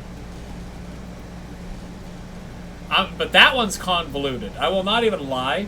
It's convoluted, but at the same time, it's really not. It's one of, like, Resident Evil, I feel is like a little worse, or it can be on par, depending on how it is, just because of how many games. Yeah. But, like, it's fun. I like Resident Evil. I like all of them. The ones that have the long, confusing storylines are fun, especially whenever they click and you can understand them. Kingdom Hearts had that big thing with me. It was when 2.8 came out. I was playing it on Christmas Day. Maybe if not Christmas Day, then the 26th I was playing it. And I was doing some attack with Aqua, doing her like a spell weaver. And for whatever weird reason, I kill a Heartless. And everything clicks through my entire knowledge of Kingdom Hearts, and everything just clicks in the entire story. It was the stupidest thing ever. I'm eating a sandwich, somebody says, "I will deliver it to you on the 44th of July." And they're like sitting there, I don't understand what he means. Eating a sandwich? Oh my god, that's what he means! Games are stupid, Danger. Yeah, games can get crazy. They can. Let's say, what's the craziest game? If you had to think of the craziest game, whether story-wise or just overall, like this is a stupid, or let's go stupid. Those are two very different things. What's the stupidest game? I can tell you the stupidest game I've ever played. Agony. Agony? Agony was a PS4 game that played like a 2012 game. It was, your character dies, goes to hell, it's a first-person like survival horror, and you have to walk through hell getting chased by these nasty face-licker demon things that try to kill you, and you basically have to make your way through hell to get out of it. That's the entirety of the game. And it was not done well. Yeah, Agony VR. Yeah, you see that nasty thing on there? The little split-face demon? Yep. Those chase you. Yeah, I'm seeing like several different versions of them. Yep. That's probably one of the stupidest games I've ever played. Like, not even... I'm sure somebody out there loves it. It's like, oh my god, it's a great game. I tried it. I think maybe I made it halfway through whenever I played it, and I just couldn't do it anymore. I'll come back and revisit it now that we're doing Games and Gamers. I'm taking gaming a little more seriously. As people can tell, you actually can't tell, because I got back over there a collection of Xbox 360. Can I actually show it over there? Oh, you just... Hey, Danger? Huh? What happened to your camera? You just got really blurry. Like, I think your camera just froze on you or something. Like, turn it off and turn it back on. But I got... Right behind my lamp is a whole bunch of Xbox 360 games. I got my Wii. Maybe my... Yeah. Yeah, you don't look right over there. There you are. Like, I've played a lot of games. I'm now taking it seriously. Now we have Games and Gamers. I'm trying to focus a little bit more on it. Because... Yeah. Let me try restarting Steam. Maybe it's a glitch. Because I played that... after. We'll worry about it after. But that Resident Evil one, that was the one I played on the channel. So the fact that it's not available anymore is weird. Because every other one is. And so it might be glitched. I'm going to say this. I made a decision. Dokkan Wen's not done. It's just going to have more random episodes. I don't have the... Now that I'm not playing, I don't have the desire to upload that Dokkan Wen as much. I mean... Yeah, because, you'll go back, I'm sure, you'll probably go back to it eventually, but probably not anytime soon. Yeah, no. Which is fine. Because, that's basically the way I was with Legends, is I left, that was another, if this is, the episode to talk about it, Legends, I took a break from it for a while, and when I got back, I enjoyed it again. Like, Legends, I felt dried out, but I eventually went back and had fun with it. We'll see how it goes. Yeah. Mobile games. You know what? We can mention a few mobile games. I can name two. Outside of Angry Birds. I was literally thinking Angry Birds. Mobile game was never a big thing for me. The first time I really did any mobile games, I'm not going to count Angry Birds in that, but really was I think it was 2013. Kingdom Hearts Union X dropped. Kingdom Hearts Unchained Key is what it was originally called in Japan. And so I jailbroke one of my phones in order to play it. I'm sitting in class, ignoring whatever's going on, not able to read it because it's all in Japanese. Like, yes, Kingdom Hearts. Yes, something's happening. I don't know who you are. Ooh. New content of characters on screen. That's all it is. But, what was it? So, Cut the Rope was one game that I played a lot. I freaking loved Cut the Rope was amazing. It's like, where's Dude, I remember when Talking Tom first came out. Now look at all the things he has now. Talking Tom when he first came out was just an interesting little gimmicky game. Well, all of them kind of are, and some of them take off. Like, take Angry Birds. Angry Birds took off. Yeah, dude. Angry Birds, 2 films. I think they're talking about working on a 3rd. They have like multiple games. They've had many collaborations. Like, it is insane the amount of things they like, plushes, toys, advertisements. Yeah, Angry Birds took off big time. Insane. Like the fact that, like, it's insane where it went to. Who bought Rovio? I think Sega did. I think Sega bought Rovio. Maybe? I don't know. I think so. I'm pretty sure it was Sega, and I made the joke of like, oh, what if they made like a Sonic-styled Angry Birds game? Or I mean, Sonic's Angry Birds-styled Sonic game. After Angry Birds came out, I do remember playing some. I had a tablet. I had a Vizio brand tablet. How many people out there can tell me about a Vizio brand tablet? It had the Amazon Kindle Lite. I think it was. My Vizio tablet always had the issue, like, it would just randomly kill itself, and I don't know why. Like, right now, if I go grab it, I might be able to still actually get it to work, like, turn on. You have it charged, it'll be like, okay, battery's charged, unplug it, yeah, no, battery's dead. And after, like, 2 or 3 months, it happened like that. And then, like, or it'll turn on, like, it'll turn on, but the screen will stay black the entire time until it dies. We had a phone like that to where it would only work if it was on the charger. If you took it off the charger, it just died. It didn't even work. Like, if it turned on, the screen would be black and it would just sit there. If you left it charging, it'll just be a black screen perpetually. A slightly lit up black screen. It sucks when something breaks like that. I would love to get it fixed, because you cannot play the original Angry Birds 2 or Rio. No. That one. No, you can play Angry Birds 2. You can play. You can't play Angry Birds anymore. It was Space. Angry Birds Space, Rio, Rio, Star Wars original. Never played Star Wars.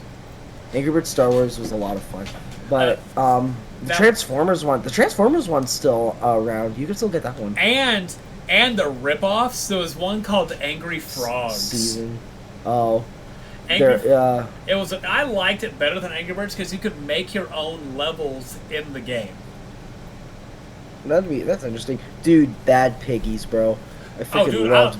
This every once in a while I'll get into a mood and I'll download Bad Piggies and I'll go beat the game, get all of it clear, and then okay. And then there's like the sandbox mode. You can just make whatever you want. Like, dude, that was so much fun, dude. I loved that game. But there's a prime example of games that get made and blow up. Five Nights at Freddy's. Dude, like, joke. Oh yeah. Oh man, Five Nights at Freddy's. I remember the first time actually interacting with Five Nights at Freddy's. It was interesting. I saw it was our neighbor. They were around my age. They were playing on their tablet.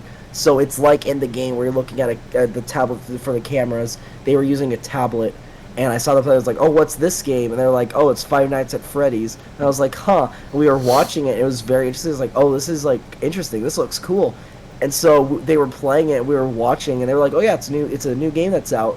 So this was 2014.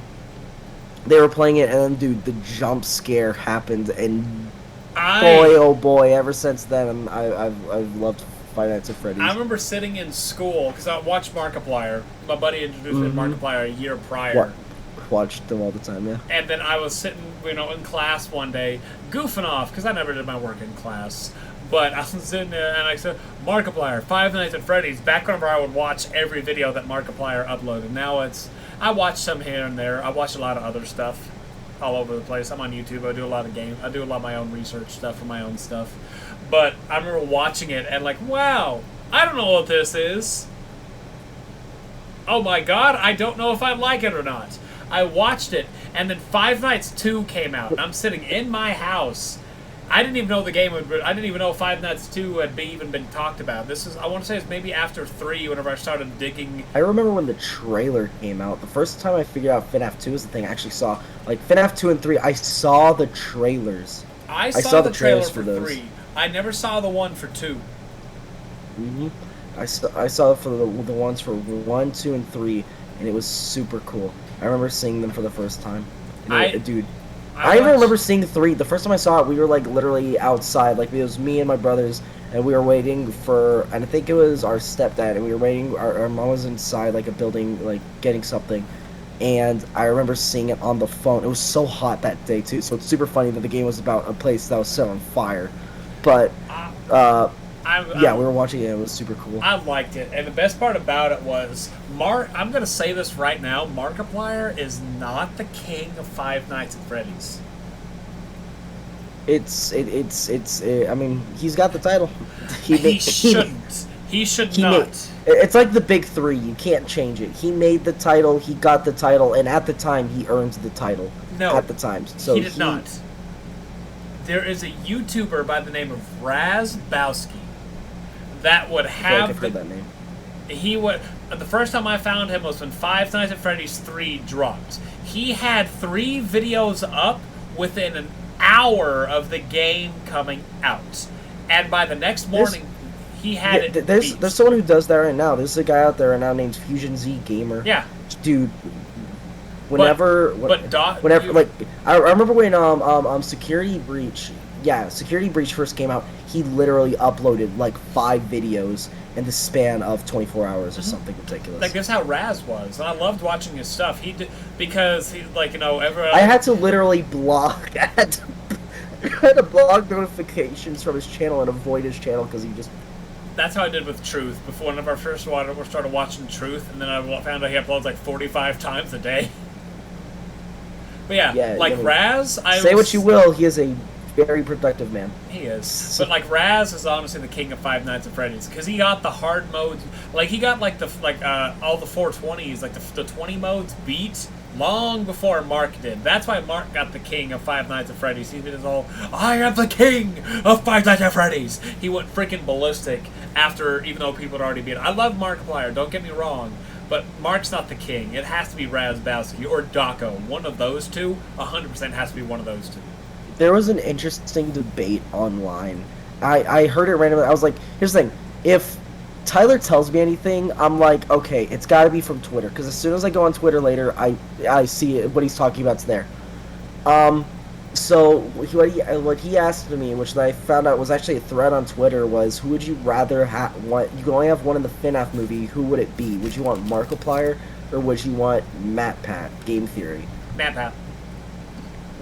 If anyone is more deserving of a role in the FNAF movie, even Dako. Like I know how massive Dako is and how like Dako's literally like had conversations with Scott Cawthon himself. Like they're they're like good buddies, but I think out of everyone, I think MatPat has put the most work.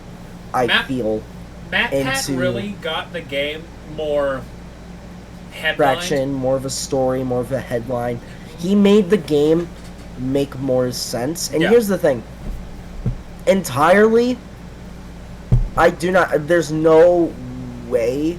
Now, as they're making the game, obviously, I imagine he had more of these ideas in mind. But no way when he started did he... I highly doubt he thought it would go this far. Oh, he's made the joke multiple times of this is a franchise that, like William Afton, just won't die and always comes back. Yeah, like, it's just, like, I imagine it's going to keep going until we eventually maybe I think if I was to do it, the arc of William would have died already, and there would have been a new person, which Vanessa could be that new person. So there'd be a new character and they could keep going if they wanted to. Here's the thing. FNAF's going to keep going. Marketing, it's going to keep going. So, but at least let's go ahead and change away from the first story. It's all part of one stupid story. It's all part of one story. Like Vanessa was the main character in the VR, like the original Help Wanted, the VR. Yeah. Which I found kind of fun, that I didn't know that. I thought that was super cool. Now they got the books, the novels. Five Nights at Freddy's, no matter what people say, it's stupid. I like it. I love it. Awesome. But there are done. It's like Dragon Ball. I love Dragon Ball to death. It's literally half my personality, but I think it's dumb in many ways. Favorite Five Nights at Freddy's game?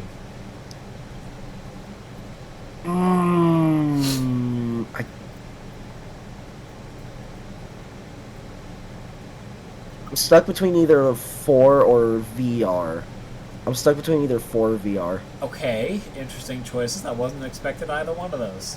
Here's why. Like, FNAF 2, FNAF 1, 2, 3, they're all really cool. I remember how, like, amazing I remember seeing 4. Out of all of them, it was the first one that legitimately scared me. I thought the mechanic in the game was super cool. And it basically...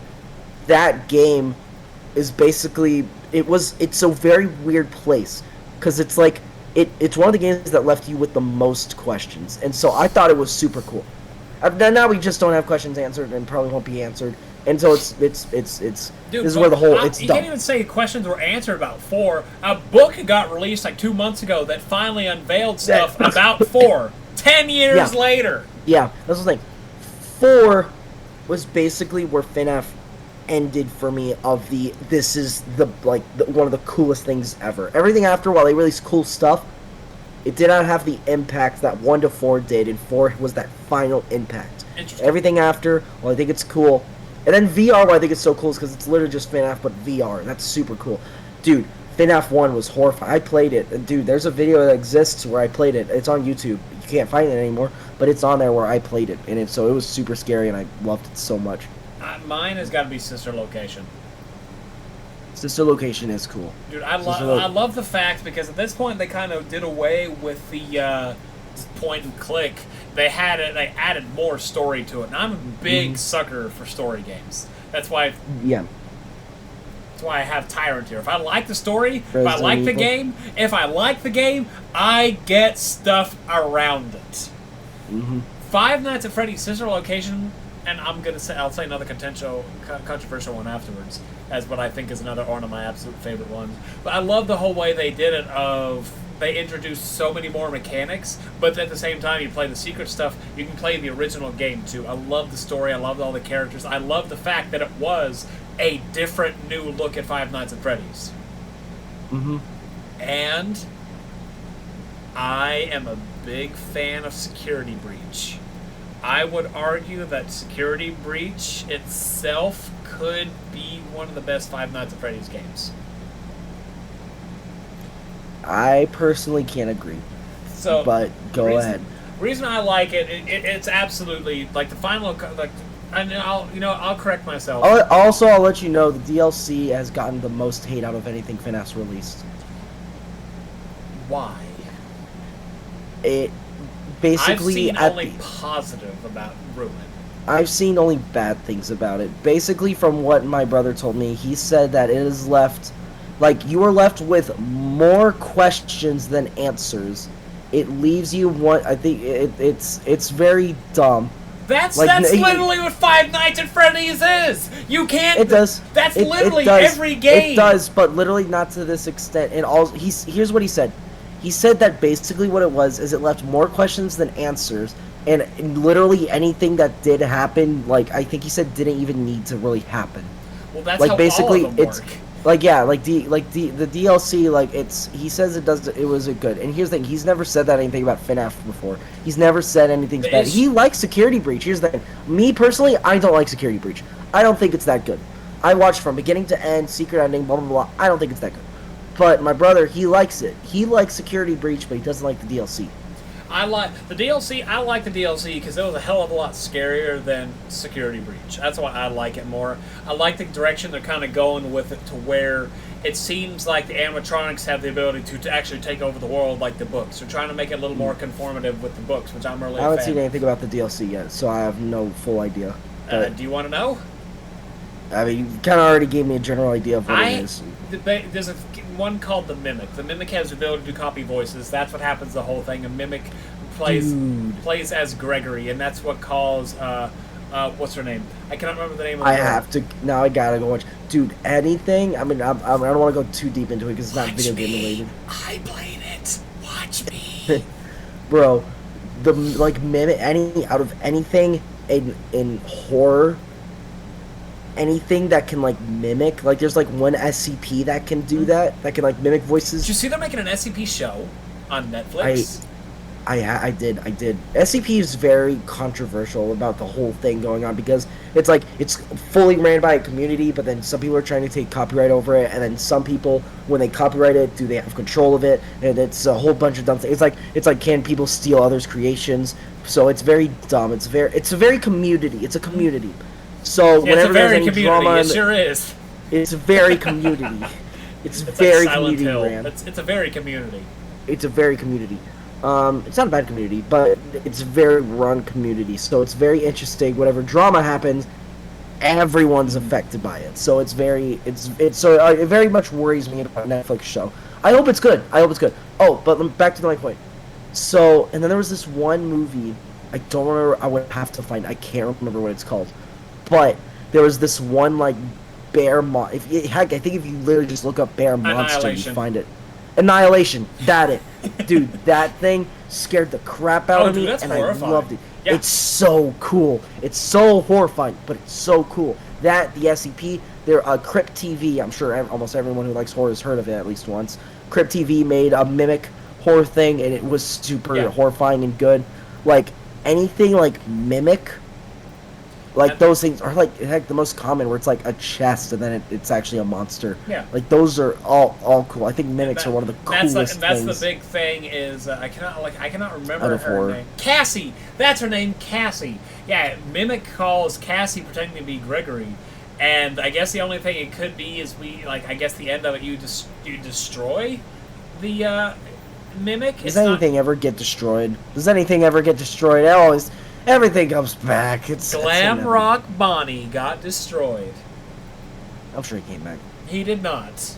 But like, that's why I like it. I like how the direction they took it of the exploration. I like open world games to that degree.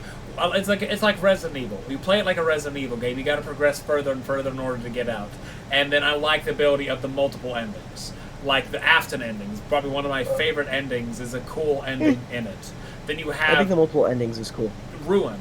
I like the DLC. Sure, it leaves questions, but literally that right there sounds more like a hate towards Security Breach. Because every Five Nights at Freddy's. No, because he likes Security Breach. Let me finish. He may like it, but that right there is a much more of a nitpick complaint, because Five Nights at Freddy's 1 left you with questions. Five Nights at Freddy's 2, more questions. 3, questions. 4, there's questions from 4 that still haven't been answered to this day. Sister location. That's why I'm saying, like, from 4, like 1 to 4 is basically like my favorite bunch right here. So that's why I'm saying VR is cool. I think VR is cool because you go through all those games. So that's why I think VR is cool. But I feel like the initial out of all these, it crunches down to 4 being my favorite. Because VR is just VR versions of them. They got Help 1 and 2 coming out, I think, next year. Yeah, Help 1 and 2, yeah. Which is very interesting. But like that right there, that literally just sounds more like a nitpick complaint, because it's like, it leaves you with more questions. Well, welcome to Five Nights at Freddy's. Yeah. Dude, Sister Location VR is going to be horrifying. Dude, I'll play it. I'll get a VR just to play it. I'll watch it. That'll be cool. That'll be super cool. It's just Location in VR. Brian's trying to sell me his VR, and I can't. My little rinky-dink laptop over here, which struggled to record this and struggled to record Google at the exact same time. I need a better PC. The laptop is not going to run VR. Hey, you know what? I don't think it'll be anytime soon. It definitely won't be anytime soon. But if you want, at some point, literally, like whenever you come over here, you can just use my computer. I guess our computer to. Well, the issue with that is I want to do VR. That's not. I mean, I still have to get the VR because over the next few months I'm gonna have Dale find and scavenge me up a PC. If not, I'm gonna get a $1,500 one from Best Buy probably in April of next year. That way I can stream better without this stupid thing trying to slow down on me. Yeah, computer will be so much better for streaming. Like, it'll be great. It'll definitely like spike in content and stuff. Like, in, like, quality and whatnot. We'll see how it goes. Because literally, if you go, like, streaming, for me, always horrible. I've never had a good stream. But then recording, like, it's crystal clean whenever I record. It looks fine. That's not what I'm meaning. It's just, I can't... I know, like, you can't even. Like, with you can't even. But I'm just saying, like... I can. I have to use a whole different software than, like, OBS. Like, I record gameplay using Elgato's system, and I record my camera now with OBS because it can, but even then it can sometimes barely handle that. OBS is typically fine with recording, but again, a laptop's different than a PC. So you shouldn't have as many problems once you get a PC. And honestly, it could very well be that the PC might be the problem. OBS might be fine, just needs a very powerful PC, which sucks, but I mean, it could be. I mean, it's a 2080. It's an RTX 2080. So I mean, what scary games? Scary games. We talked scary games. Slender Man, dude. Speaking of like older games, because I mean, this is talking about older games. I know. Mostly. That's not where I was about to go with it. I was about to ask I know, but as soon as you said horror, my brain went all the way to what I used to play when I was little. I've never been a fan of the Slender stuff. I've always found those kind of games, like to that degree of, all right, go grab 8. Once you grab 8, you're done. I find those ones very monotonous and very tedious. That's actually hilarious you say that, because literally out of all the horror franchises to exist, the only one that actually ever scared me badly was Slender Man. That was the only one. Like Slender Man was the worst for me. I can't think of any true franchise that genuinely scared me. There have been games that do scare me. Like, one of the scariest games I ever played was a teaser, the PT demo for the PS4. Yeah, PT. Yeah. That scared me because that was the first interaction I had with a true horror game. And like, you watch it, I had no idea what was going on. And that's what got me introduced into Silent Hill, too. That's what made me get into it with Silent Hills. But, oh my god, was that scary, because Lisa would chase you down? I never knew. It was absolutely horrifying. And I loved it, and that's what made me go play more horror games. And outside of that, I'd say Outlast. The first Outlast is pretty freaking scary. Silent Hill was about to have its first good game, and then it got canceled. Nah, not that. You don't have the right to even make that joke. No, I don't. I was just throwing it in there. I've only played the first one. I want to play the others. I want to play Silent Hill. I've wanted to play the first one before we even played it. I wanted to play it, and now that I've played it, I'm never going to play it again. But I am excited to play the other ones, though. I do want to play the other ones. Silent Hill 2 will be next, unless you can manage to get the ability to play Shattered Memories first, because Shattered Memories is a it's like a reimagined of one. No, I'm good. I don't need a reimagined of one. No, it's not the same degree of what you think. Not in any capacity. It's a Let's go to the second one. It is. This is Final Fantasy VII versus Final Fantasy VII Remake. That's how this is. It's an entirely different game. But I like it. I need to go beat it. I keep saying, like, I've like a few months now, I keep saying I need to beat it, but I have to set it up on my Wii, and my desk is just not big enough yet. When I get my desk, I'm gonna literally be, okay, I want to play Wii today. Click. PS4. Click. Xbox 360. Click. GameCube. Clunk. You gotta take a picture of it when it's all set up. It's gonna look cool. Oh, dude, it's going to. I have a whole idea. It'll be black. I have myself a nice, like, almost space contact paper to put on the top, like blue, like glitter and all that sort of glow blue. I may put LEDs in there and have each of the, or like a light in each of the boxes color coded to the console. So the royal blue for the PS4, the lime green for the Xbox, the red for the Nintendo, for all of it. That's my plan right now. That's cool. And have this hanging up too.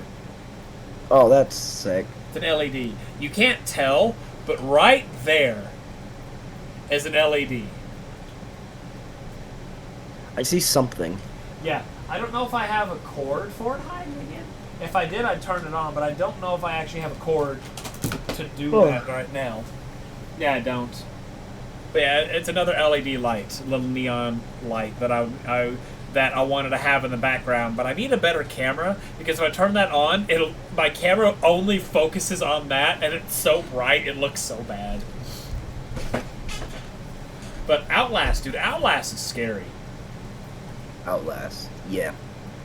Like, I played that one, and Amnesia. Amnesia, yes. Dude, that game, I've actually not seen an entire full playthrough of it. I've seen, like, most of it. Every time I start it, I, like, restart it, and I watch most of it, and then I never end up finishing it. And then by the time I watch it again, I restart it. And then another fun one is, it's not as horror, I won't say. Isn't there, like, 3? Didn't they make another one, like, a few years ago? Yeah, you have Amnesia, like, The Bunker, and another one. There's, like, the one, yeah, there's, like, the newest one, where it was like she was having a baby, and then like the baby had like power or something. Or something was going on. I'm looking at some of my other games I've got. There's a lot of another good ones. You haven't played, but the Dead Space. Dead Space is a good one. Like all the Dead Space is good horror games. And then you have like Until Dawn, the dark anthology games too. I love the. I need to go. Until Dawn. Literally, me and my friends, we basically did like watch parties, and like 3 of us did playthroughs. It was. I think the order was Tyler, then me, then Mood. It's like we each played one. It was a lot of fun. I'm wanting to go through because I have all of them, all the dark anthologies, and just sit down and play all of them, like for like a week or something. Maybe that's. You know what? I'll do that in September. September's done. We were gonna finish Man of Medan, but we never did. Me and Tyler were doing Man of Medan, and everyone else watched, but we never finished it. Fun fact about Man of Medan is back whenever I lived with a roommate who had this room, he and I played Man of Medan when it first came out. We got it on PlayStation 4, had recorded the whole series, and then realized his mic was too good and it picked up the TV too. But we would. It was the saddest part. Is episode 1 is like, all right, we're gonna play Man of Medan, and then episode 2, he and I were like, hey Chase, you want to do something more fun for this intro? What do you mean? What if we sing? What? And it's a hello darkness, my old friend. I've come to play this game again. Oh, no. Many choices in front of me. Oh no, she just lost her knee. And the vision that was planted in me, Dan. Man of Medan. Welcome everyone to the game. Yeah. I'll be right back. Okay. I made Danger run off. That's great. Like, I've been playing games for a long time, and like some great memories come from it, and that's a fun one right there. I wish that had worked, because that would have been absolutely immaculate to come on the channel. And yeah. It sucks when videos don't go right. And I do need to play all of those. It's hard to talk about. It's hard to talk just because right now my brain's trying to run through 100 separate video games right now. You got Resident Evil, Gears of War. Gears of War was not a bad game. I played the first one. I need to play the second one because I've heard it's a lot better than the first one gameplay-wise. I had a lot of issues with the first one just because it's very clunky. And the story was okay. It was a lot shorter than I was expecting it to be. I thought it was going to be like a 12-hour game, but I want to say it's going to be 6 or 7 hours, which kind of surprised me. Same with the Devil May Cry game. The first one's 6 hours. I guess on a perfect playthrough. It'll probably take me 10 because of the deaths I have. Yeah, let's put it at 8 or 9. But, yeah. That was a good one. I need to get Gears of War. And Dead Space. I was talking Dead Space. I started playing Dead Space 2 a few days ago. And I'm actually enjoying it. I prefer the original right now just because I'm not super far into Dead Space 2. But Dead Space 2 did not have the same amount of horror that the first one had. If you even compare, even Dead Space 1 versus Dead Space Remake, you just did not have the same amount of horror with it. I mean, Dead Space Remake was definitely a lot scarier, but then at the same time, it wasn't. Because I played the original. I played the original Dead Space. I didn't finish it on the channel on KH Hauser. Because I tried streaming it on Twitch and played it, but my stuff here would not always go, so I gave up playing it on Twitch and just beat the game on my own. I could have, I guess, recorded it, but I just didn't think about it at the time. I didn't do YouTube in any sort of capacity like I do now. Even now, I'm not super, I guess, good with it. Because my work schedule's changed again, so I'm trying to get this balanced out. I need to get another Hogwarts Legacy episode out. That's another fun one. I'm having a lot of fun with Hogwarts Legacy. But Dead Space 1 versus the remake is a kind of a sad comparison. It's definitely a great game. Don't get me wrong. Any Dead Space fans out there, I'm not going to try and get another community going after me. I don't want to get a whole other community going after me. But Dead Space was a good game. Both of them are fun. I'd say the original is a hell of a lot scarier than the remake. The remake has more graphics and stuff to it that make it scarier. But at the same time, I feel like the less power of the Xbox 360 made it scarier in how they could handle moments like that. Plus, I'd already played the original, and so yeah, they just kind of lose some of the fear factor of it, especially. And I guess that up there is a nitpick right there. Had I played the remake, I probably would have found it scarier than the original because I would have been experiencing all this newer stuff as it is, in a newer way. Let's see, what other good games are there? Remakes. Final Fantasy VII Rebirth. Oh, I'm super excited for that one. If you want to go watch, yeah, I do a deep dive on that. I've already said this in the last episode. I do a deep dive on that on KH Hauser. Like, kind of going in, talking as much as I can about what I know in the game itself, based on the few minutes I've seen. I've also seen gameplay.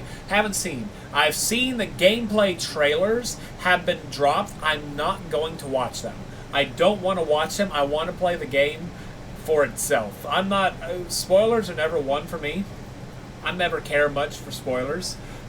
But now that I'm trying to do more content creation, I need to stop watching it because, oh, hey, this is cool, and then I'll start diving deep into all of it. Trailers are fine, stuff like that, and like I've even stopped watching there's not a lot even video games. I don't watch long plays of games anymore unless it's the game I beat, or that I know I'm never going to play on the channel for the reaction part, because some of these games I get good reactions. Subnautica, hilarious. I feel like one of my best rings was on Subnautica. But outside of that, I'm trying to think of how we're going to go for Games and Gamers this upcoming year, because we got a lot of stuff going on. Like right now, I'll spoil this right now. Our next game will be Resident Evil. He was talking about if he does not get Resident Evil going, then we're going to go with the original Resident Evil for the PlayStation 1. I have access to it. I'm going to play it. He's going to have to play it through an emulator, which if he plays with the emulator, he's going to have the same issues that he did with Silent Hill, probably. I'm hoping that's not the case. I hope we're able to look past that. We'll see. But we got that. We're going to do I think our game but after that it'll be, I'm not even going to say what that is. But I'm trying to, this upcoming year of Games and Gamers, I'm wanting to do a little bit more of the channel now that I'm not now that I'm not going to be doing Dokkan Wind to the same degree that I once was. Games and Gamers is going to become more of my forefront of podcasting. So if I have people out there, if you want to see, if there's games out there you want us to play, or hell, nothing against Danger. Danger doesn't have the ability right now to go play, he doesn't have the ability to go like, I want to sit down and I want to play Dead Space 2. I want to buy it. Danger does not have that ability right now to go like I want to buy and play Dead Space 2. So if you want to see, I want to sit down and watch Sonic the Hedgehog. Nah, your voice is correct. I want to sit down and watch Sonic the Hedgehog. Yeah, that too. I'm just trying to say right now I'm saying Games and Gamers is going to be a little bit more focused. My focus is upcoming year, just because Dokkan Wind is going to sit in the sideline for a little while, here and there episodes. Mm-hmm. And I was saying, if people out there have any games they want to see us play, like nothing against you. If we do the idea that you came up with, where we share the accounts, we can both play it. But, yeah, and again, like during the time I have PlayStation Extra, I have quite a list of games. Yeah. It's just it's limited to that though, which is still a massive thing of games. Like heck, I mean, there's games on there. Like I'll mention it because it's not one of the games that's on the list right now. Alan Wake, it's been mentioned, but there was no guarantee we'd play it anytime soon. So I mean, it's there. Yeah, it's definitely there. It's definitely not a plan I had for next April. Oh, well, I mean, you set up till March, so I mean, but again, that's all the way in April though. I know. So I mean, we have time. But yeah, like I was sitting there saying, if you want to see us play or all else fails, I'll play it. If we do the thing that he was talking about, we'll both play it. But all else fails, I'll play through the game. We can do and we have our. Like if there's a game you want to play, I mean, more likely, Hayden himself will be playing it. So I mean, it's there. Like I mean, his channel's there if you want like all gaming. Games and Gamers is just so we could bounce more than one person. Like, I am the gaming channel. Danger plays. God, I'm thinking about it. I'm the streaming guy. I mean, streams are becoming my main way, like half and half right now. But I'm just saying, like right now, fuck, I'm the gaming guy. You go look to my channel. You're definitely the gaming guy. I mean, I live with. You live with people. With people. That's what I'm saying. Right now, you don't live. And that hinders it. If I lived by myself, so much easier. I don't though, and so it's and unfortunately even like. I don't think I'm going to be living by myself anytime soon, which sucks. But I mean, I don't think I might never. Honestly, I think even if I move, I'd still be living with my brother. If we would move together, so I'll never live by myself. That's what I was saying. Is right now we're in two different situations. Danger doesn't have the means to go, but like I want to go play freaking Silent Hill Shattered Memories. You can't go get Silent Hill Shattered Memories. It'd be awesome if I could just sit down and record a whole game in a day. Like, I think that would be cool. I can't do that, though, which is unfortunate. But now that you figured out you can delete Resident Evil 4, you can clear up some space and have longer videos on your computer. Here's what's weird. I updated it, and it's there. So I have it, and it's updated, but I can't access it. So I think that's a glitch. I think me not being able to access it's a glitch. No, I mean, no. Because every other game's there. No, Resident Evil 4, you can delete it and clear up more space so you can have longer videos. Yeah, here's the thing, though. I don't know if it's even installed, though, because it's... I mean, if it's downloading an update, it's got to be installed. I don't know. I'd have to see. I'd have to see if it is or not. But, yeah, there's a... Because I was looking at the library as well. I wasn't looking at installed games. Yeah. I'd have to see. I got uninstalled Plague Tale. I got to uninstall it. Yeah. Because I do think I'm done with it. Like, completely. But it was. You're not going to really play through it again? At least not until we do Requiem? Probably not, no. Yeah, because I do plan on replaying it. Because I already know what to do, and I could probably be... Like, if I know, like, okay, we're playing Requiem in, like, 4 weeks. I have 4 weeks to play the game at least one more time. Which will go by so much faster since I'm not recording. Yeah. So it'll go by much faster. Yeah. Like, and honestly, I'm excited for that one. People out there, Plague Tale Requiem... I'm wanting to do this. I'll say this right now. It will have a 6-month gap because Requiem and Innocence have a 6-month period between. So here's how. More accurate. I'm trying to keep it. That's why I'm doing. Believe it or not, Danger. I don't think you've realized it, but I have a method to my games. I don't think you realize it. I'm not just picking a game. I actually have a method. Yeah, you have a method. You put it all on a wheel, you spin it, you throw a dart at it. No, I genuinely, like, not all jokes aside, I genuinely have a method to why I meticulously pick my games the way I pick them. I'm not going to tell you. I'll see if you can ever figure out what my fucking method is, and if you can start guessing what game I'm going to say next. Here's the thing. I have an idea of what it is. Either one, you do this random scheme, like you have a whole scheme to it. Which, I mean, either way, then you do if it is a plan. But literally, if it's a game that you're going to play, I'm pretty sure... I think I know what it is. I think so, anyway. Okay, we'll test this theory after this to see how he actually does. We'll see. I'll ask because him. There's one thing you do. There's one thing you do. And I think it's kind of what decides if you play it or not. I mean, I told you my niece has figured out what game we're playing for Games and Gamers in the upcoming episodes, haven't I? Yeah, like she said she was able to kind of figure it out. Here's the thing. I don't know if... Because, here's the thing, though. We're probably going to have to... We might know, because we could just do the other thing. Okay, no, it'll be fine. So she might know. She might, I don't know. Like, that, and she's known me her whole life, so it makes it a lot... Right. It's easier on her because doesn't mean she can always predict my episodes. No, she can. Danger, she can. She uses me and predicts your episodes. I am going to pull back my Among Us strats. I'm going to... There's another game I'm throwing in the pool. I'm a really good Among Us player, and I'm gonna try to figure out a game. The whole point, I'd say this, I think we're about 2 hours into this. I think this was a nice, fun point of Games and Gamers for this episode. Games are great, but if you read that title, thank you for coming all the way. That was 100% a clickbait title. Thank you so much for watching Games and Gamers today. What clickbait title? What? I am not aware of this. What title? That title is going to be Every Video Game Sucks. No. First off, it's followed up by that title. Then it's followed up by you saying our name backwards at first. And so already now things are going bad. Yep. And then now they got to stick through 2 hours of us not sticking with one game. There's only maybe 3 games in here that we stuck with for more than 5 minutes. I mean, if you want, we can keep talking more. I got more games. I could talk Final Fantasy, Kingdom Hearts, Mass Effect, Gears of War. Hell, dude, Smash Bros. Love Smash Bros. I'll talk Fire Emblem. We got a lot of games I can still talk about. We haven't even barely scratched. I'm not bragging on myself. I've played a fuck ton of games. It's not even a joke. Yeah, there's a lot of games, and we are gonna eventually get to all of them. But mostly, I just kind of wanted to show off some games that I know. Pretty much, there's some of these games here that will never see the light of day on the channel.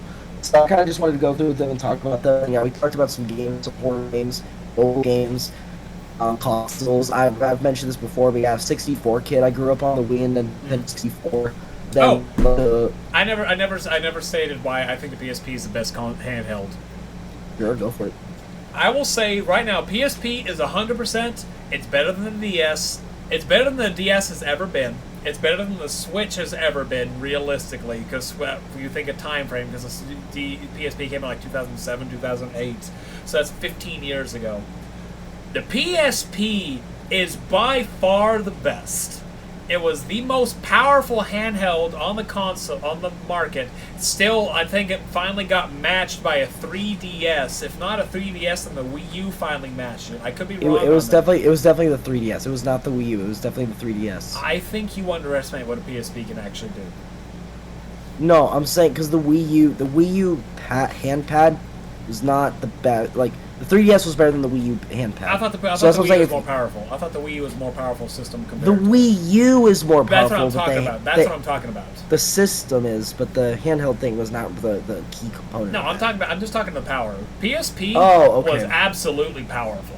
Like, God was it powerful. There's one thing out of all of, like, gaming that I think has been undebatable, is that the PSP was amazing and everyone in PlayStation wants it back.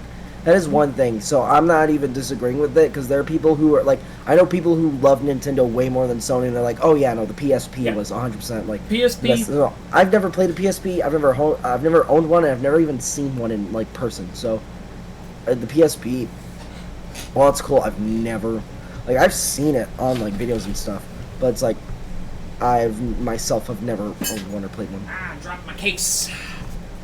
Dude, I once I played on a Game Boy, bro. I never owned a Game Boy though, but I loved Game Boy.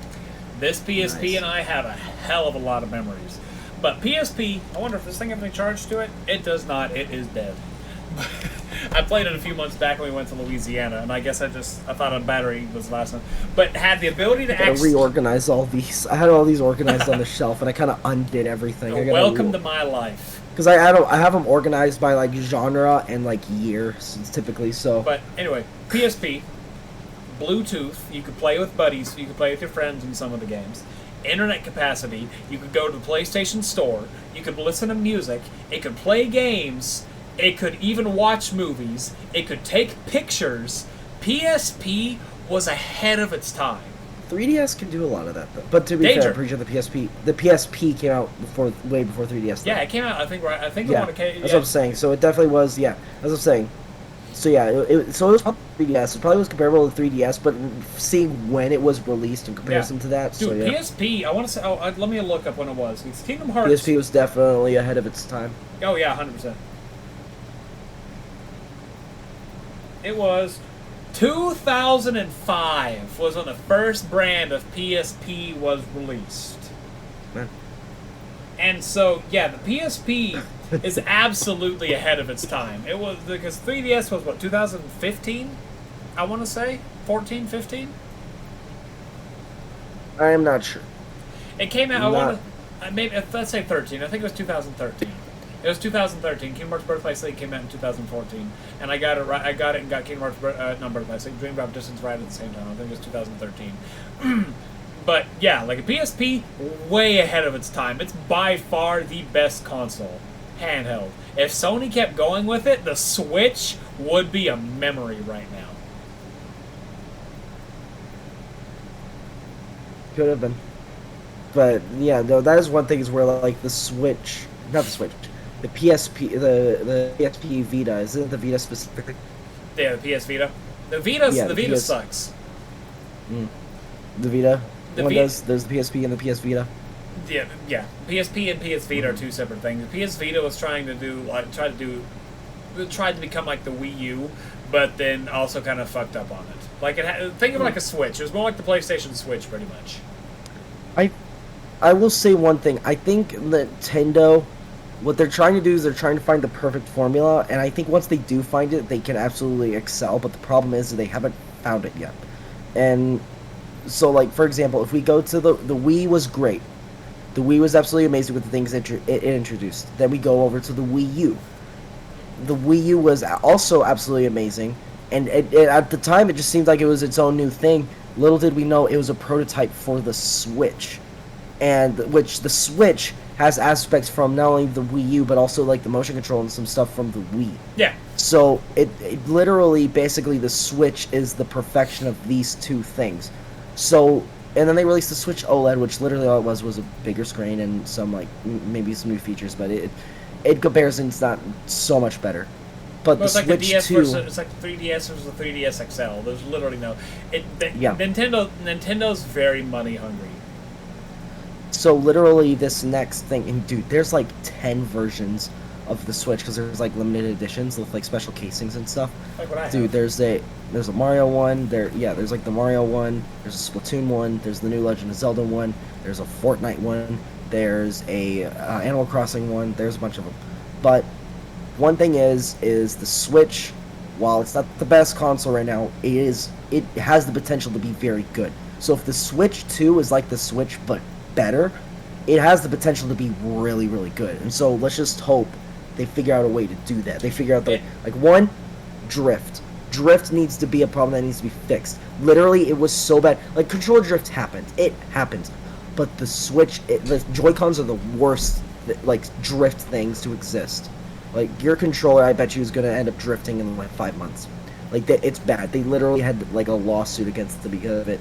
And if it ever does, send your Joy-Cons to them. To this day, you can send your Joy-Cons to them. They'll fix it, and they'll send it right back to you for free. Or else they got to pay. It's so much cheaper to fix it than pay the lawsuit.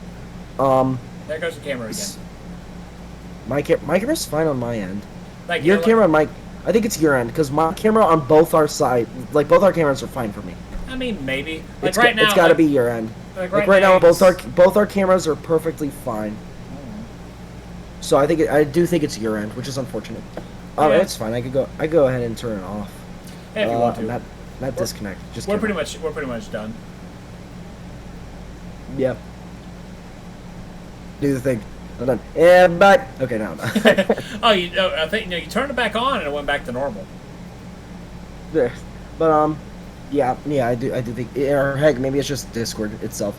But Discord's stupid too.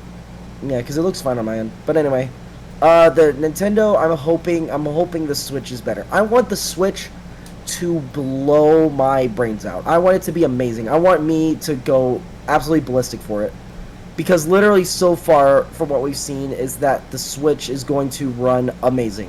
So far, the rumors are, and which they're rumors, so I'm very not trusting it. Skeptical? But apparently the rumor, very skeptical on the rumors. But the rumors are that this Switch is going to be as good as it sounds. And it is going to be on the level of PS5. When did you hear that? The last time you and I even discussed it. The last time you and I discussed it is it got trained to be as PS4. PS4, yeah. And now there's rumors going around that it could be the level of PS5. Which again, skeptical. If they go cartridge, if they do cartridge, it will not be PS5 level. I don't even see you get the PS4 level if they stick with cartridge. I even told you, go back to the text. I even said I don't trust that at all. Very skeptical. I don't trust that it's going to be as good as PS4. If it is, bro, I hope I'm wrong. Here's the thing. I want to be wrong. I'm one of the biggest Nintendo fans you will find. I hope I'm wrong. I want it to be amazing. Literally, if we have a wedding, it's going to be sponsored by Nintendo because I have a Nintendo girlfriend. Oh my god. I'm joking. I'm joking. But you know what? Here's how you would do it, Danger. If you did a wedding like that, everybody wears the Nintendo red. I'd show up in the PlayStation Royal Blue. No, that'd be hilarious, dude. That'd be hilarious. And somebody flies over the top. Man, look at that red. Why the fuck is there a blip of blue in there? Yeah. It's just a red and white wedding, and there's just one guy in a blue tuxedo. Royal blue. And you know what? I'll get Dale. Dale will come too, and he'll wear the lime green for Xbox. Xbox, yeah. I'll show up. That'd be so funny. I better be invited to that wedding. I'll be upset if I'm not. Oh, yeah, no, like, you'll definitely be invited. Even if I don't go, I mean, it's unfortunate I can't say, you know, I'm not sure where I'll be in the next few years, so that's what I'm saying. I mean, yeah. But, yeah, no, it'd be... I could be sad and alone still. I could have the Tyrant as my only buddy. Minion could be my only buddy. Minion could be dead. Who knows? No, you could be a millionaire. You could be a YouTube millionaire by then. Not a YouTube millionaire, but an actual engineer, an engineer millionaire. Because I'm coming up with something really fun right now. Legitimately. Yeah. Is it part of the idea you mentioned a while ago? Jeez. Mm-hmm. You need to be careful with that information, dude, because it is actually. Oh, okay. Yep. you got on that immediately, bro. It has not even been 48 hours, I don't think. I've had the idea for it since Tuesday.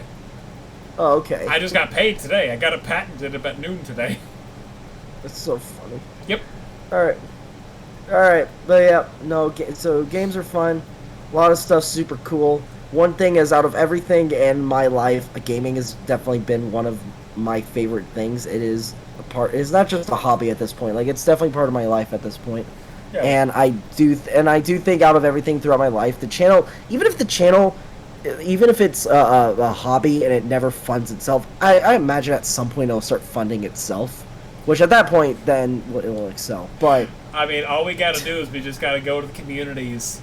Go to the specific communities. We'll get ourselves. I don't want to be that. I don't want that to be our thing. I don't want to be the drama maker. I don't want to, every time we release a video, I don't want to be the truth of gaming. Okay? I was gonna say that. You have our hardcore fans, and you have the other ones like, oh my god. They gave Plague Tale Requiem the rare 11 out of 10, but they only gave The Last of Us a 9 out of 10?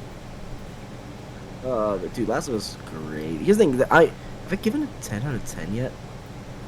Last of Us was the closest thing. You said it 9.5. It was close. It was definitely close. Last of Us was so close to being I will tell you right now, on my list of stuff, I can tell you right now my 10 out of 10. My first 10 out of 10 game. Nice. And I'll bleep it right now. I'm going to tell you my absolute 10 out of 10 game right now. So, people out there, I apologize. I'm going to bleep it and blur it. My 10 out of 10 game. Wow, I didn't know you Sonic 06 that much. Yeah, God, out of all the games, to fucking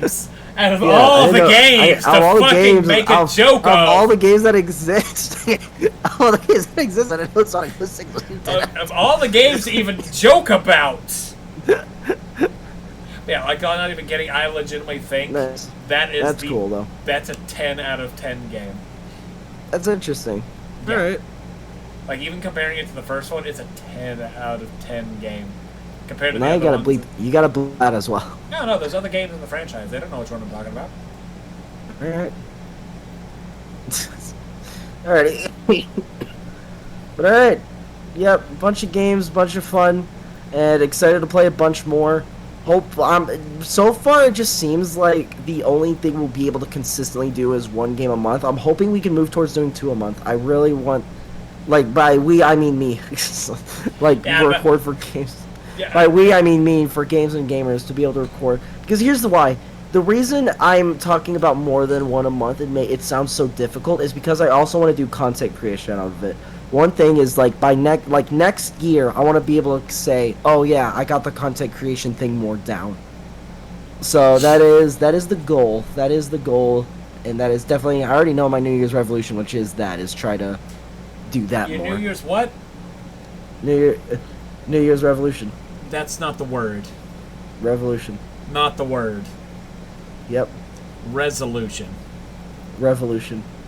No, revolution. The Earth makes a revolution. You make a resolution. No, revolution. Danger, I know you're from Texas, but come on, man. Have a better IQ. No, I've always called it that. I've always called it revolution. Then you've been wrong. It's resolution. No. New Year's resolution. No, it's revolution. No.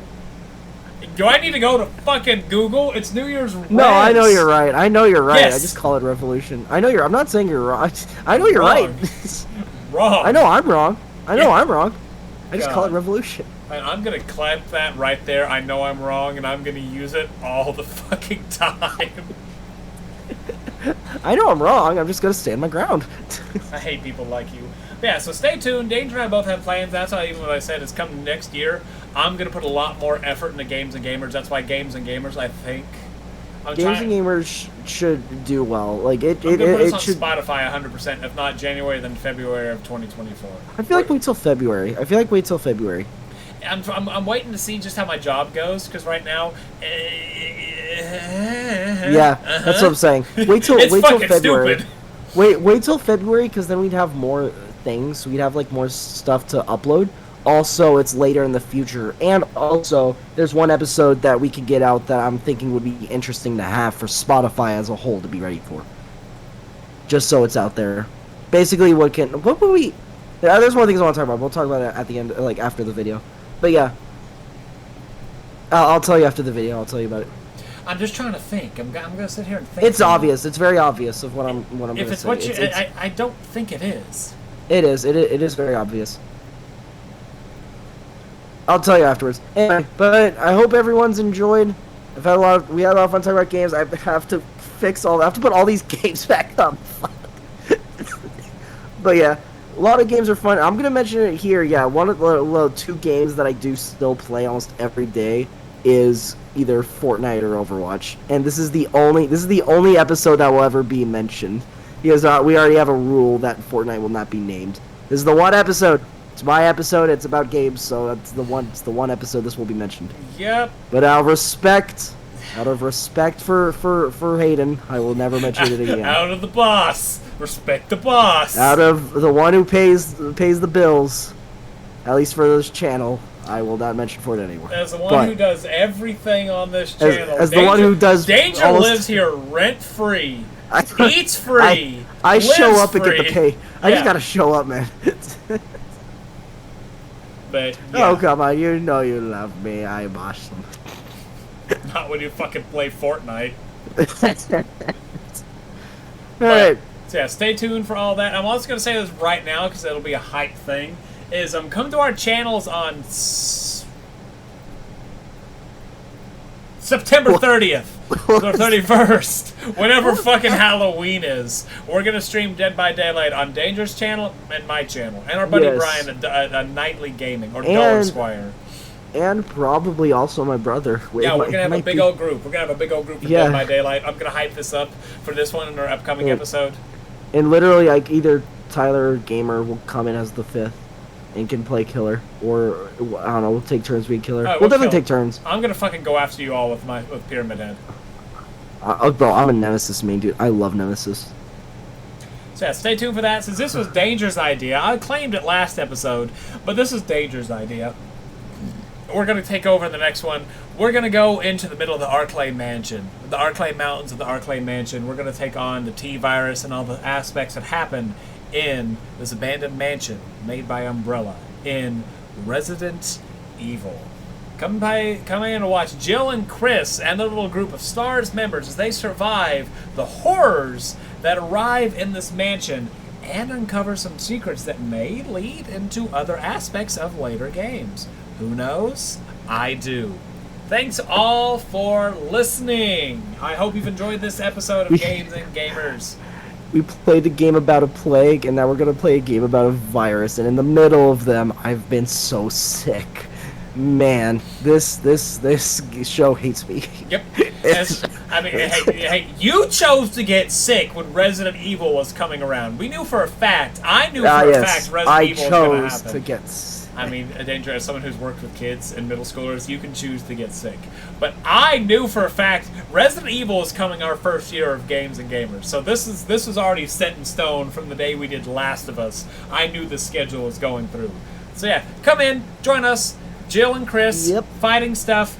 Tyrants like him. We actually do fight the tyrant in this game, so yeah, have fun. I thought he had batteries for a moment. He may have batteries. That'd be fun if he had batteries. Doesn't he? I thought his stand lights up a bit. I mean, if it does, I haven't seen it. I don't think he does. No? Huh. No, I don't think he does. I thought he did. Oh, well, maybe not. Yeah, no. He just probably saw. No, it's hollow. It might just be a hollow stand.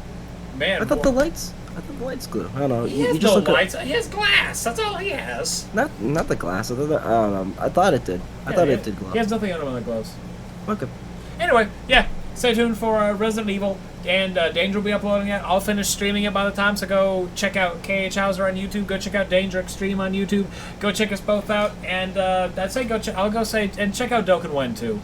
Dokkan Wen is not going to be gone. It's just going to be chilling in the back. So go check it out. It's definitely going to be on the back burner. Until I get back into Dokkan as fervently as I was, Dokkan Wen is going to be on the back burner. It's coming out every once in a while. And I'll say that in the upcoming episode. I'll probably get that episode recorded tomorrow and have it up on Tuesday. But that's all. Peace out, games and gamers, dudes and dudettes, lads and lassies. Time to turn off them damn consoles, plug in your phones for the night, open a damn book, because I know for a fact none of us read. So go cleanse your eyes with a book. Go read the Parasite Eve book.